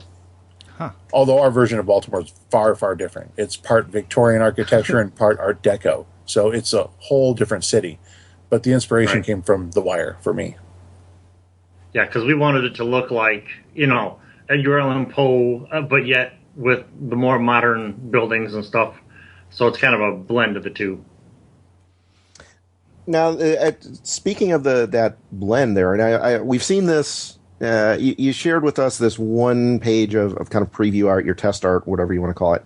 It's got a very heavy noir feel to it, which looks very cool. So I guess, but because of that noir feel and some of the little bit of architecture we can see in some of the furniture or whatever, it seems to have like more of an older stylized feel to it. Is it a contemporary story or more of a period piece? It's more of a timeless piece. It's like Batman the Animated Series, I would say. Yeah. We didn't want to narrow it down to any one time period in particular, so sometimes there's going to be high technology, and sometimes there's going to be low technology. In fact, one of the big draws of the story is that it's educational as far as technology. It's part of what is becoming a popular thing now with STEM comics. And so we're going to be telling stories to do with technology within the context of a murder mystery. And how do you do that exactly? I mean, because Derek and I have looked at a lot. Derek and I have looked at a lot of different comics, but they've all been, basically entertainment comics, right? And there's nothing wrong with that, obviously. That's all that they're trying to be, is just, hey, here's a story, it's cool, it's fun, whatever. But you're trying to wrap in this educational component too. So what is that? How does that going to make that different than say a traditional narrative, or I guess an education entertainment narrative? Well, Sean, as you know, I also have a comic called Solution Squad, which teaches math using math-based superheroes. This doesn't work that way. In the Solution Squad stories, math is the driving force behind the entire thing. And I wanted to do something more pure adventure, and Paul's noir style works perfectly with this. So we were coming up with something. And instead of just making it entertainment, I thought we would add an element to it. It's not an overwhelming portion of the story, but for example, I'll give you a quick synopsis here of when Corvus, the older crime-fighting partner, is murdered. He's basically murdered because his armor fails. He wears body armor, and Poe, his junior partner, was the person behind all the tech. She was the engineer who designed everything, and when she walked away from him, he kept reusing his armor. And I'm not sure if you're aware or not, but if you reuse Kevlar and it takes a shot, it doesn't take a shot again. It basically is a one-use armor. Mm-hmm. And so we're going to just take a little page and explain, this is what Kevlar weave looks like. This is what it looks like after it's been hit. You can't do that again. And it's going to come up in the examination of his body after they examine. It's like, oh, well, that's what happened. So it's educational, but it's within the context of the story. Right. So, but it's going to be real science. It's not going to be, fake comic book science. Yeah, I was going to say, it sounds like a CSI episode, but without the BS involved. Yeah. Now, Jim and Paul, both of you have done comics in the past, and you have experience with print comics. But I'm wondering why the decision to make this a web comic. Is this a particular format that either of you have done before, or did you want to do something that would be accessible to a broader audience for this particular story you want to tell? Paul, you want to go, or do you want me to go? Well, my thing is the main reason why I wanted to do it as a webcomic is because I haven't done a webcomic yet. Okay. So, and it is a way to reach a much bigger audience than the printed comic. But those are my two driving factors to wanting to do it this way. And for me, I have done a webcomic. My Solution Squad comic began as a webcomic. And it starts off nicely because you can build your audience that way. And then once you've established an audience, if you want to go print something, you can do it via Kickstarter or other crowdfunding. And that makes it a lot easier to raise money to do printing. Since I'm already involved financially in one operation like that, it's easier for Paul and I to act as partners while I do the writing and lettering and he does the artwork. And it doesn't cost us anything. It just basically costs us the cost of a website at first. Yeah. Yeah. And then if we can crowdfund the printing cost, then we, once again, save money. And there's no real financial investment involved on our parts except for the initial outlay for the website. And in fact, you anticipated my next question was that, you do have the idea, so you're starting to lay the groundwork here, and I was wondering how far out you've projected this idea in terms of things like, what platform are you going to go with? In other words, how are you going to create the webcomic? And then along with that, are you going to consider crowdfunding? Now, you've mentioned Kickstarter, which I think is great. It's a wonderful idea for creators to start with a webcomic and then build a readership, then kickstart a volume of the webcomic in print form. What about something like Patreon, though? Maybe at the very beginning, before you've even published your first page, in order to, on the ground floor, get initial backing. Oh, I don't know about that. I don't think either one of us is a particularly known quantity. that could attract that kind of support at first. And I like to save my political capital for when I actually need it. And so I think we could build the website for virtually nothing, and then once people discover us, then we could ask them for money. I don't feel comfortable asking right up front. I'm liking it this way, actually, because then there's not as much pressure on us to get it done either, because we're doing it, between our lives. So we, this way we can get it done when it's done, as opposed to, well, when's it coming out? That kind of thing. Yeah. So I think there's too much pressure right off the bat. Yeah, that's a good point, because when you're just getting started, you don't want to promise something that you may not be able to fulfill initially, right? When getting an audience. That's a much more eloquent way of putting it. Yeah. I was just looking at my Kickstarter pledges today, and I have some out that are still due from 2013. Wow. That I have not received my rewards yet for. And you do not want to be one of those statistics. I do not want to be one of those people at all. No, no. We will not try to produce anything in print until we have at least, I don't know, what do you think, Paul? 48 to 64 pages, something like that. Yeah. Something that's a good sit down read. Yeah. We'll have a nice little package that people would want before we even think about asking for money, because we can do this for free. Essentially, it's our talent, and websites are fairly negligible as far as cost goes. So we just don't want to, we don't want to have to ask for money to do what we're doing. We're just doing this because we like it right now. Well, have you thought? Right. Have you thought about once you get going, once you establish your website and start publishing the first pages or the first panels of your webcomic, how frequently you're going to be doing so? Will this come out once a week, 2 times a week? We're trying. I think we're going to do more of like a Sunday strip. That's what we've talked about in the past. So we'll be publishing one page like you guys got every Sunday. Okay. Yeah. And it's sort of like in the Sunday Comics format already. Yeah.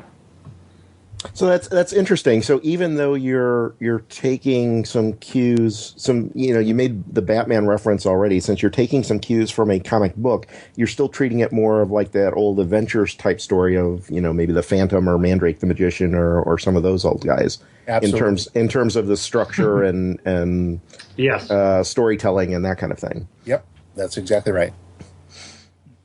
And that we've both subscribed to a couple of different web comics and also backed them in the past, like shoot, I'm going to forget the name, of course. Lady Saber and the what is it, something of the ether, Ineffable Ether. Yeah, I think it is. That's the one. Yeah, there's that one. There's Gravedigger. That was a nice little noir comic that was done in web format. And Paul, what was that one? What's that Western one on your copy? Oh, the Guns of Shadow Valley. Yeah, that one. That one was that was the big one for me when I found out you could do that as a webcomic. And then when Jim brought up the idea in the webcomic, I'm tinkering around on the side myself with some projects, but as soon as somebody else goes, hey, let's do it as a webcomic, I was all over it. So and now we're looking at different formats, and the format doing it in landscape came from those stories which we really liked. And when we saw that you can actually print it and do well with it, it's like, well, you know what, then let's try that. And instead of stacking 2 landscape pages over top of each other and running them in portrait, we're just going to, I think, stick with doing it in landscape. Right. Now, this may be something that is more on down the road for you guys to consider, but have you thought that maybe instead of going solo, your own website, your own webcomic on that site, is seeing about some kind of association with a collective of some sort? Nope. Okay. That was decisive. The simple truth, we had not considered that. Okay. We hadn't really talked about that. But I mean, the thing is, I already have experience in building the webcomic, so I don't, and basically, not to toot my own horn too much, but I talk all over the place about the comics that I'm doing now. If I can put 200-300 people in front of our new comic, I don't think there's really a need to join a collective, especially since there aren't a whole lot of STEM comics or tech comics going around that are educational.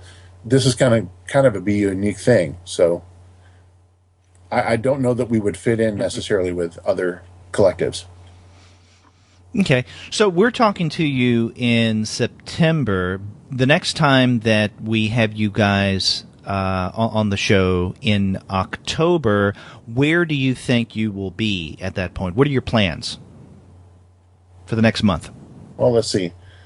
So Paul has page 3 drawn. We have page 2 in front of you now. We have a cover that's in portrait orientation. So I'm hoping we have maybe page 1 and 4 done by then. We would have a cover in pages 1 through 4. Paul, does that sound about good? I would hope that's the least that we have now that I can start drawing on a regular schedule again. So I'm hoping, but minimally that's what we'll have by October.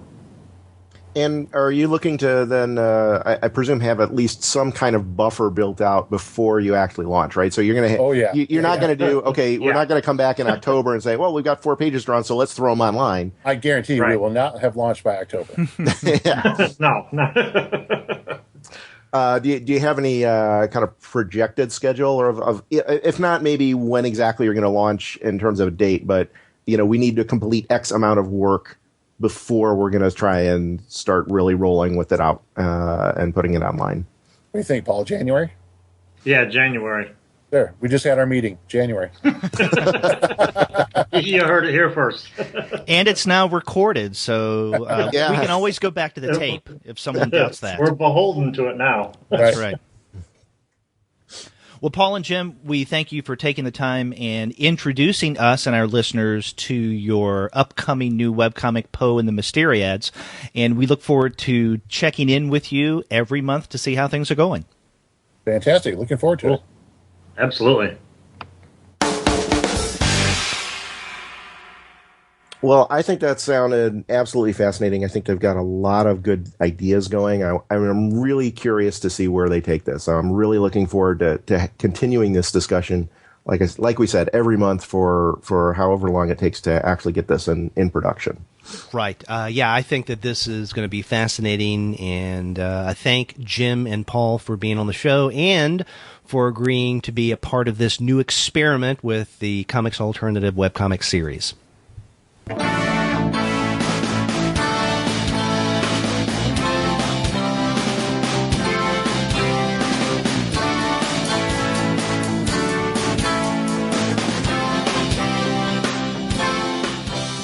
So, Sean, that leaves us with the last webcomic we're looking at for the month of September, and this is something that is already completed and has been around for quite a while. It's Rice Boy, written and drawn by Evan Dom, and you can find this at rice-boy.com, and that's rice and then a dash, not an underscore, boy.com. And in fact, if you go to rice-boy.com, you'll find not only Rice Boy, but other comics that Dom has up. The one that's currently going right now is the Ignatz nominated Vatu that we discussed about about a year and a half ago, one of our first webcomic shows. But he also has another completed comic up called Order of Tales, and then a variety of different short stories, right? And some of these short stories are part of the Rice Boy world, if we want to call it that, which I think are kind of interesting. But you and I are going to be focused on just Rice Boy. Mm-hmm. Now, this webcomic began in April of 2006, and it was completed May 2008. So it went just not a little more than 2 years, and there's a lot of story packed into this. It's divided into what Dom calls 5 books, and those 5 books are then divided into a total of 39 chapters and an epilogue. So for all practical purposes, I think 40 different major installments that he separates into 5 different books. I don't know. I love Dom's art, and as with Vatu, I'm just fascinated by his storytelling. This is great. I am sorry that I didn't read Rice Boy earlier, even before I read Vatu, because I absolutely love this webcomic.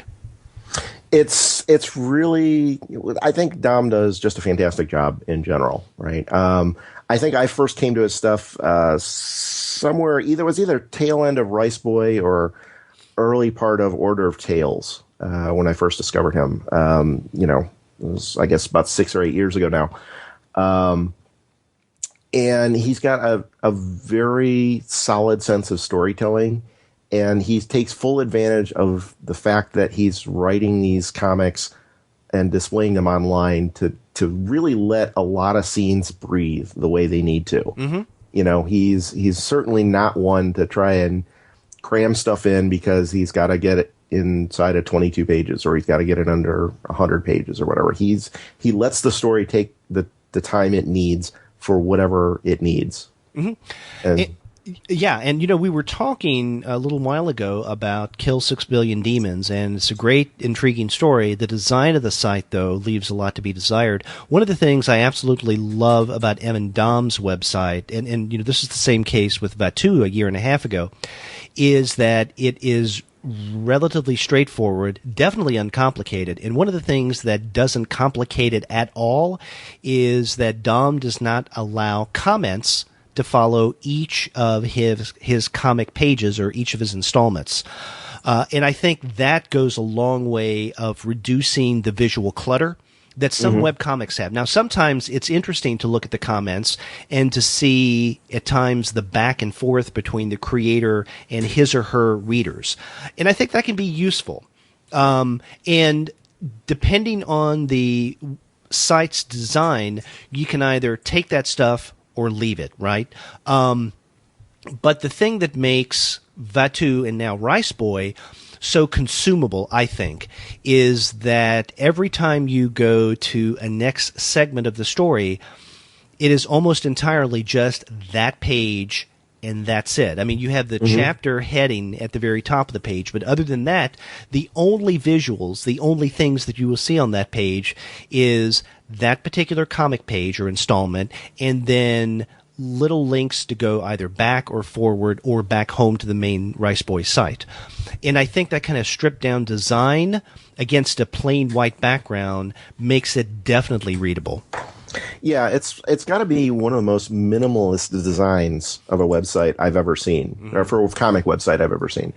And yet it works exceptionally well. I mean, honestly, it's kind of like going to Google's homepage, right?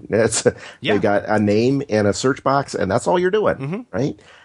This is kind of the same thing. He says, you know what? You're coming to read the story. Read the story. Don't worry about ads. Don't worry about links to all this other garbage that I might have on the site. If you want to read Rice Boy, sit down and read Rice Boy. Right. Now, I don't want to psychologize here, but I'm wondering if the design of his website has something to do with Evan Dom's personality. And what I mean by that is I've met him a couple of times at different conventions. And in fact, he's even been on the Comics Alternative for brief interviews. I think that the first time he was on, Andy Wolverton was at, it may have been SPX 2 years ago, and he briefly interviewed Evan Dom. And then last year, 2015, I talked with Evan briefly at Heroes Con. And one of the things that strikes me about his personality when I've met him, he's very soft-spoken. He's friendly, but he's not, let's say, gregarious. I don't want to say he's withdrawn, but, he doesn't seem the kind to, chum around, at least when I've seen him in professional settings. In fact, when I have asked him to talk on the show while at a con, he wants to make sure that he doesn't turn away any customers or he's busy when people come by his table. So he's focused on his business. In other words, he's someone who doesn't put up with the peripherals and the potential distractions that goes that could distract from his comic. And the same thing can be said of his website, right? So you don't have the commentary, definitely don't have the ads. I mean, there's nothing here to take away from the purity of the comic itself. Yeah, I can totally see that. I met him briefly once at Cake, I think it was this past year, and got the same impression. A little reserved? Yeah, kind of quiet, reserved. You almost, unless you were looking for him, you could almost walk past and not know he was there. Right. Even though he's tabling, right? And plus, which he's like I said, I saw him at Cake, and he's got these huge phone book volumes of his books, and compared to everybody else's little pamphlets, and you still miss him, right? It's very unassuming in a lot of ways. Right. Now, we should mention, because you brought up his books, that Evan Dom makes at least some of his comics available in book form, but they're not the easiest things to find. And in fact, you can either get them through his website. He has a link to the I guess the Tapato site, where you can find copies of Rice Boy. I think that Vatu is now up to the second printed volume. And then if you see him at cons, you can get copies of his books, but they're not the kind of thing. I don't think you can find them on Amazon, can you, at all? I don't believe so. I know with Order of Tales, he did that as a Kickstarter. So I think he did a very limited print run on that. Okay. Actually, I did a quick search on Amazon, and the only way you can find it is, I guess, through third-party sellers. So for all practical purposes, it's not offered through Amazon.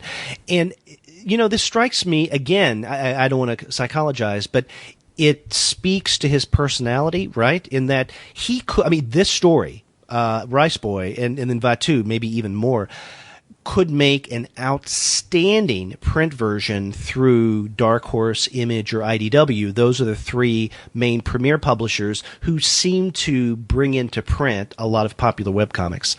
But he doesn't do that. He chooses to self-publish. So there's something rather demure about that business strategy, right? Yeah. And I have to wonder too how much of it goes back to wanting to keep the story pure, for lack of a better word, right? He's created not just these individual stories, but they're all the stories are part of this world that he's created. And he is doing a lot of world building. He's got the Rice Boy itself is almost 400 pages. I think Order of Tales is something like that as well. Vatu is probably up in that same ballpark. So we're looking at well over 1,000 pages of story, right? The stuff he's actually created, not just whatever is rolling around in his head, detailing what's going on in this world. And I think there's some level of wanting to ensure that it's his world and that what he's got in his head, he can put that on paper, and that's exactly what ends up being that world. And I don't think he wants any sort of outside interference through, like I said, ads or another publisher saying, oh, you know what, that's great, but can we make this character a little different or something like that? I think he wants to avoid that entirely and just make it art for art's sake, almost. Yeah, and I'd like to contrast what Dom does with what another webcomic creator has done, and that is Noelle Stevenson. Now, we have on the Comics Alternative talked about her book, Nimona, on a regular weekly review show.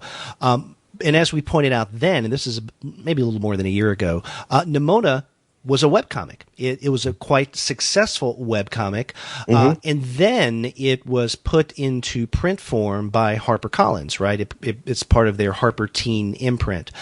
Well, if you want to read Nimona now and you go to the Nimona webcomic site, you can only read a small fraction of that story. And if you want the entire thing, you have to buy the book. Now, I don't blame Noelle Stevenson for doing so, because this is something that I'm sure it's the publisher that wanted.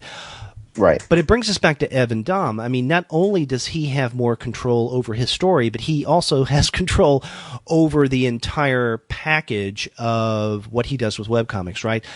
And you can buy his book at a con, Rice Boy, or if you want to consume it digitally for free, go to the website, and it's still there. So, we keep using the word pure. I was about to again. But there is something a little pure, and I think in many ways quite noble about what Dom does, perhaps idealistic from a business point of view. But I admire him for what he does. I have gotten irritated, and, Stevenson's not the only one who's done this, that has a webcomic available in its entirety until the print form comes out, and then the publisher requires that webcomic be truncated. And I don't know. There's, again, business-wise, there's nothing wrong with that. As a consumer, as a reader of webcomics, I feel a little cheated, that being the case.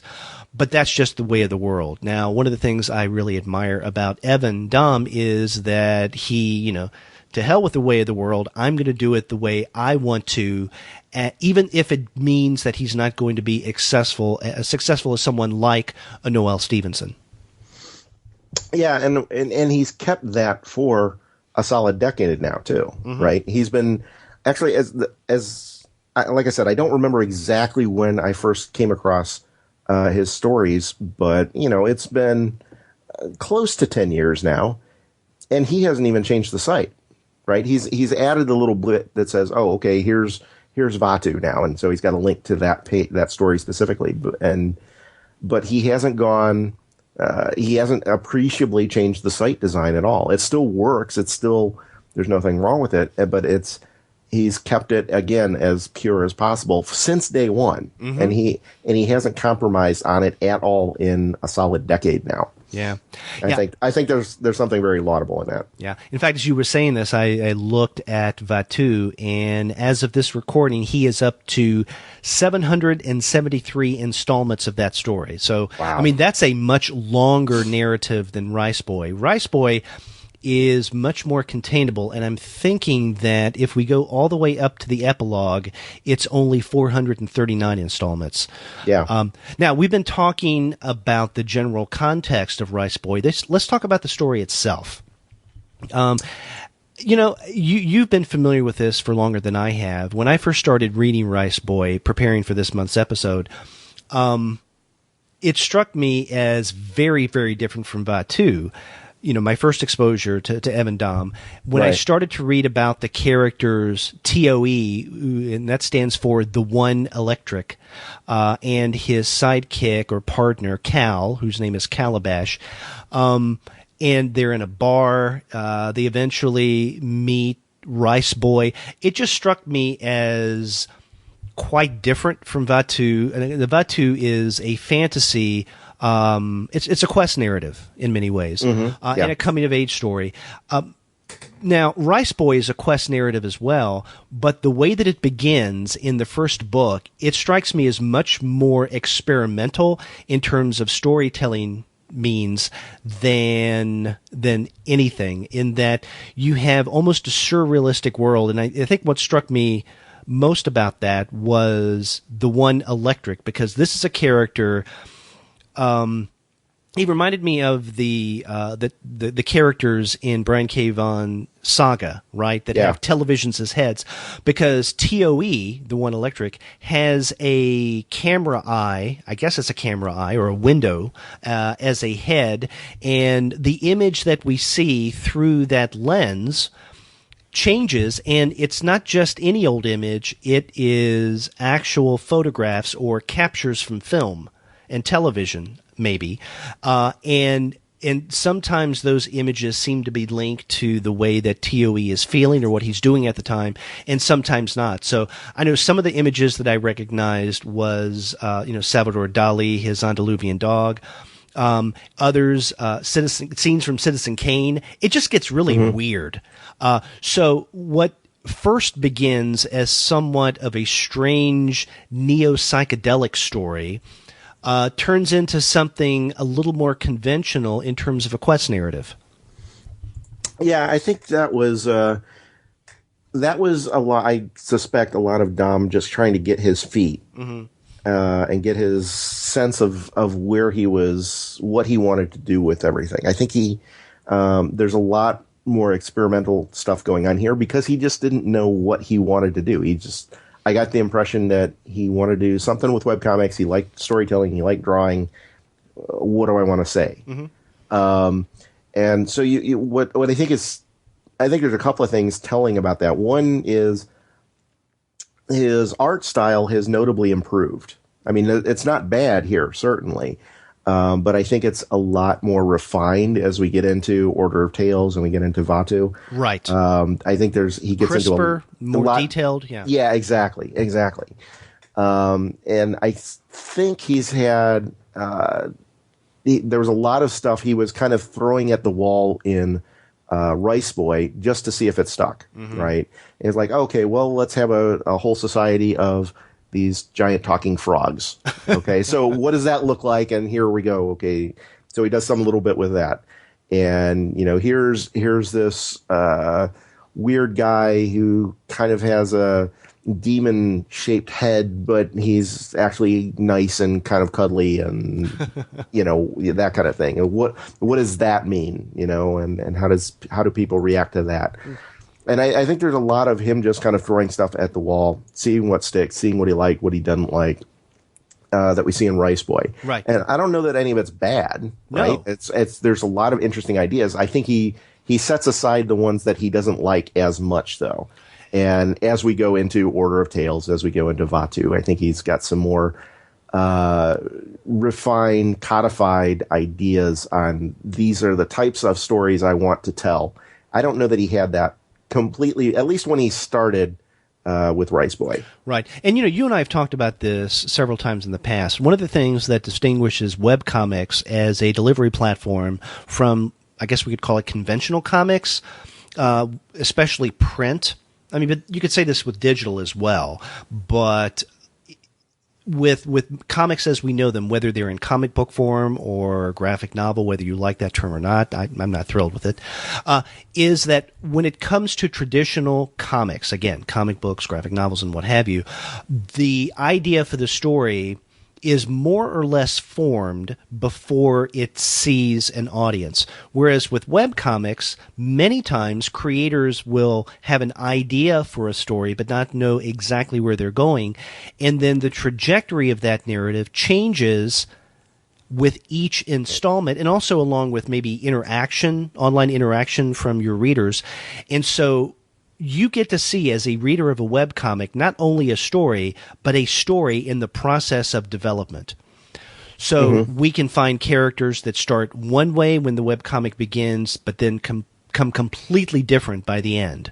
Or the story has a particular feel or fits within a certain genre when it starts off, but then shifts in terms of that tone or theme or genre, halfway into the story when the creator gets his or her groove. And I think that's one of the joys of webcomics, and one of the things that really sets it apart from its, print counterpart, is that you get to see things in process. Yeah. As they develop. You're right there. It's kind of like a front row seat.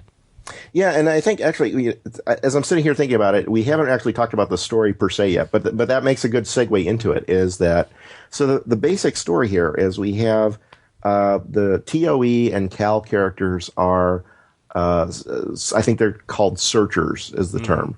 And they're trying to, for their kind of unknown at this point boss, find and discover this, a certain individual who will help fulfill some prophecy. And that individual, they've been at this for several thousand years now. Right. They've found people before, it's never worked out. Now they found Rice Boy, and they think he might be it after all. Even though Rice Boy doesn't believe that he is. And in fact, if I could just interject right there, that seems to be a link among all three of these titles that we're discussing this week, is that the protagonists, Rice Boy, Allison and Kill 6 Billion Demons, and the Red Hook in Haspiel's Red Hook, they all become heroes a little reluctantly or unbelievably, in that they don't think that they should fulfill that role, or they don't see themselves as filling that role, but nonetheless, that's what they have to perform. Right. But then what I think is interesting, though, and going back to your comment about watching the comic evolve and watching the creator kind of figure out where they want to go with this in process, is that we don't really have a sense of what that prophecy is that Rice Boy is supposed to fulfill until I think it was like well past halfway through the book or halfway through the story. There's a couple of allusions to, someone who will like unite the three factions or something to that effect. But it's very vague in terms of what Rice Boy is supposed to do throughout a very good chunk of the book. And even after we get through to the prophecy part, where somebody says, oh yeah, well, there's this guy who wrote this prophecy in some language that we don't even know. Right? So there's this, even once we acknowledge that we can't hold this prophecy out indefinitely, we have to put something down. But even that, we're still kind of off to the side a little bit because, like I said, it's literally written in a language that's unknown to anybody else except the prophecy sayer or whatever. Yeah, exactly. And we don't want to give anything away, no spoilers here, but Rice Boy must first understand and, in I guess some ways, master the language or acquire the ability to use the language in order for him to become the prophet figure, right? Mm-hmm. Now, this is a language that in the last part of the story he does acquire, but it's a language that we definitely as readers cannot read because it seems to be iconically or image based. And so there is a language, but we just can't understand it. But Rice Boy, through various means, does learn to use that language, giving him the power to become the prophet. But there's a rival for the prophecy, and this is the antagonist of Rice Boy, a frog by the name of Spatch. And even the name itself sounds like someone that you wouldn't like. But, you had mentioned before that we have this army of frogs. Well, there's a whole, community, right, of these frogs. And they're led by someone named Spatch who comes to see himself. He truly believes himself to be this prophet that TOE and Cal were looking for at the very beginning of this story. And so it is Spatch's responsibility, especially with the help of his army, to stop what TOE and Cal are doing in terms of making sure that Rice Boy is that prophet figure. Mm-hmm. And I think that's where, I think at the tail end of the story, as we're getting to the climax, we start to kind of get away from some of that experimental stuff and into, Dom seems to realize, I need to put together a cohesive ending to this somehow. And I think we get to some more kind of traditional storytelling towards the end because of that. Mm-hmm. That's not a bad thing, by the way. I think it's absolutely necessary. I think if he didn't have something like that, it would kind of go off and trail off a little too nebulously for anybody's taste. I think it's fine that we can kind of wander our way through the story, but I think we do need a definite ending for something like this. And he does get to that.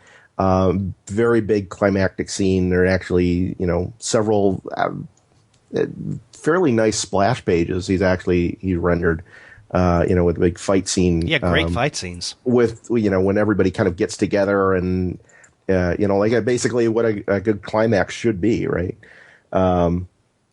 So I have no idea where I was going with that, but it was.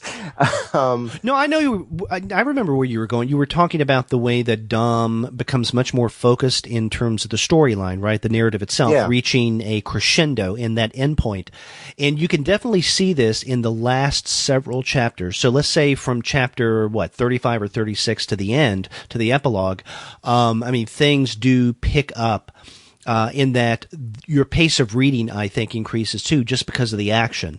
Mm-hmm. So there's not only these great fight scenes and these confrontations, but there's also the revelation of Rice Boy becoming the prophet, and because of his use of the language, being able to control this tower place at the end. And again, this is not a spoiler or anything, but there is much more of a cohesive direction by the time we get into the last, let's say 2, maybe 3 books of Rice Boy.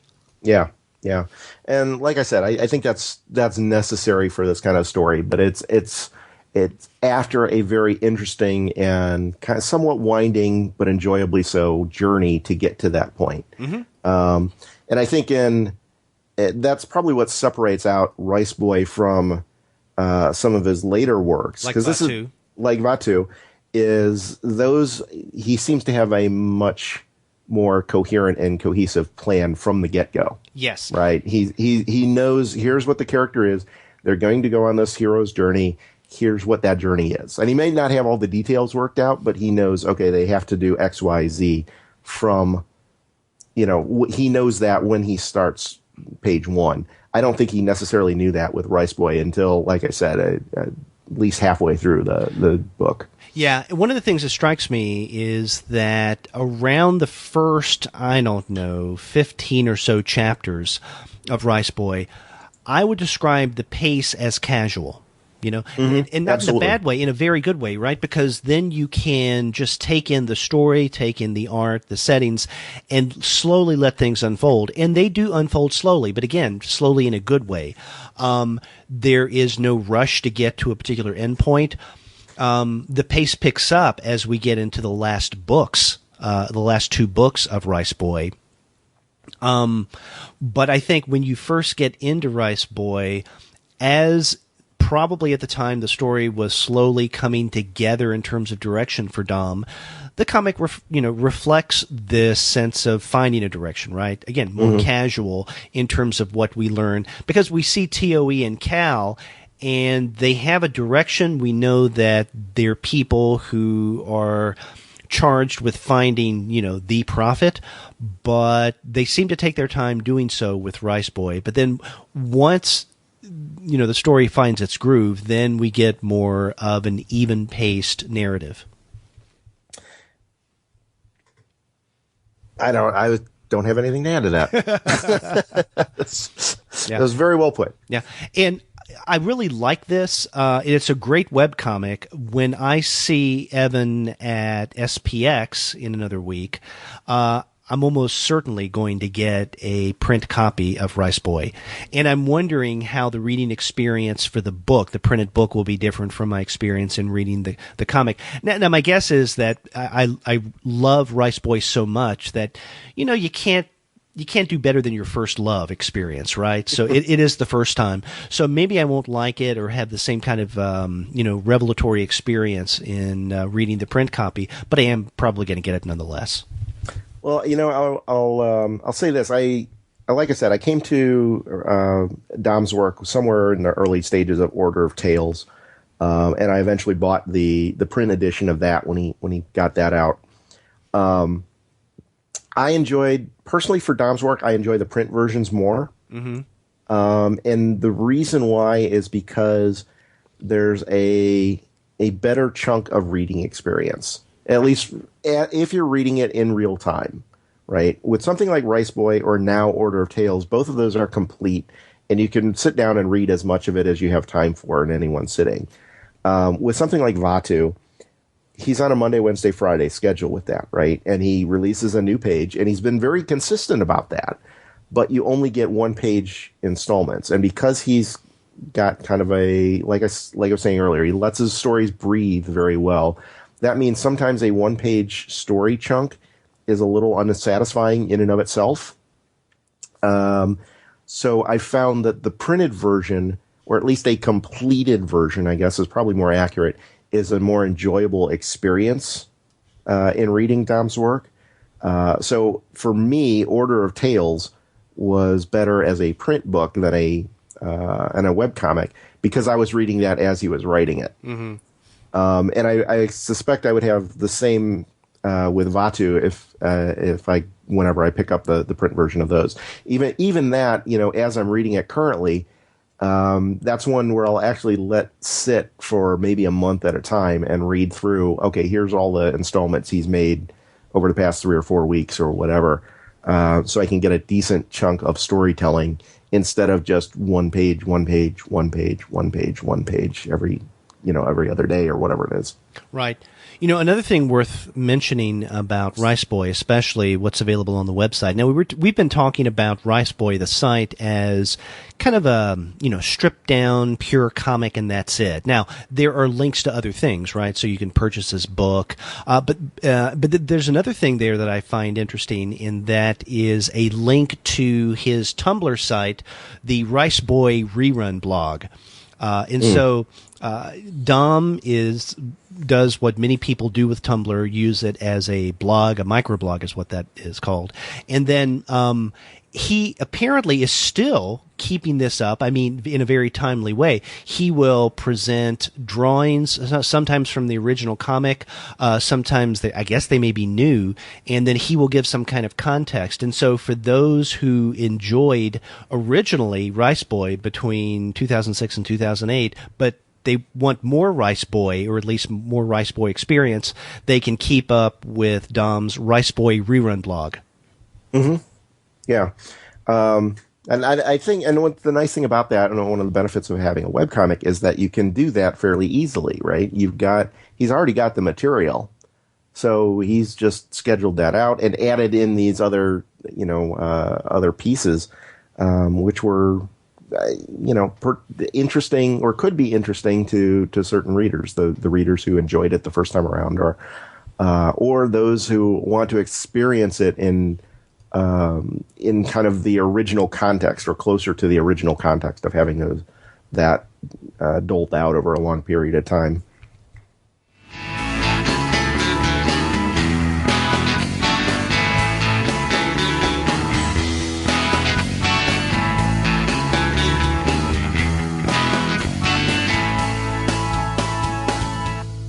Well, Sean, we had a lot to talk about on what has turned out to be an extra-long episode of the webcomic series. We began with Dean Haspiel's Red Hook, which you can find on Webtoons, and that's webtoons.com. After that, we looked at Tom Parkinson Morgan's Kill 6 Billion Demons, which you can find at kill6billiondemons.com. And then we wrapped up with Evan Dom's Rice Boy, a completed webcomic that you can find at rice-boy.com. And then in between all that, you and I had a brief conversation with Jim McLean and Paul Schultz about a comic that they have begun, very early stages, Poe and the Mysteriads. And we will come back to revisit with those guys in the months to come. A lot of good stuff, and I'm really looking forward to seeing, more stuff from Dom, more stuff from Haspiel, more stuff from McCain and Schultz. Lots to look forward to as well, I think. Right. And again, the first print version of Kill 6 Billion Demons comes out this week when this episode goes up. And if you like the kind of comics that we were just discussing, and for instance, you may want a print copy of some of them, such as 6 Billion Demons, then you can't find better prices than those of the sponsor of this series, and that is Discount Comic Book Service. Go to dcbservice.com and you will find incredible discounts, or go to mydigitalcomics.com for great discounts on digital fare. And after you do get your comics there, get in touch with us and let us know what you thought about what Sean and I had to say about this month's webcomics. If you go to our website, comicsalternative.com, you'll find that you can leave us a voice message from your computing or mobile device through SpeakPipe, which is really easy to use. Or you can call us the old-fashioned way. Our phone number is 415-3-COMICS. That's 415-326-6427. And since we're also talking about webcomics all over the place here, it might make sense to send us an email with a link to your favorite webcomic that we haven't talked about yet. You can reach us that way at 2guys@comicsalternative.com. That's TWOGUIS. Or you can contact me directly at Sean@comicsalternative.com. Or me at Derek@comicsalternative.com. You can find us all over social media, such as on Twitter, Facebook, Tumblr, Instagram, Google+, Goodreads, Pinterest, and YouTube. You can subscribe to the podcast through iTunes. You can stream us on Stitcher. You can also find us on TuneIn. You can listen to the podcast through Spotify, and if you're an Android user, on Google Play Music. But you can find every single one of our podcast episodes, as well as the reviews and comics-related commentary that we post on our blog, by going to our website, which is comicsalternative.com. So a lot of ways of getting in touch with us, and as Sean pointed out, we do like to hear from you. Yeah, if you've got any comments on what we've talked about today or anything that we should talk about in the future, be sure to get in touch with us. That's right. And by the way, if you are the person who recommended Kill 6 Billion Demons, let us know who you are. I'm sorry that I forgot your name. We will be back next month with more fun webcomics. Until then, I'm Derek. And I'm Sean, and we'll see you next month.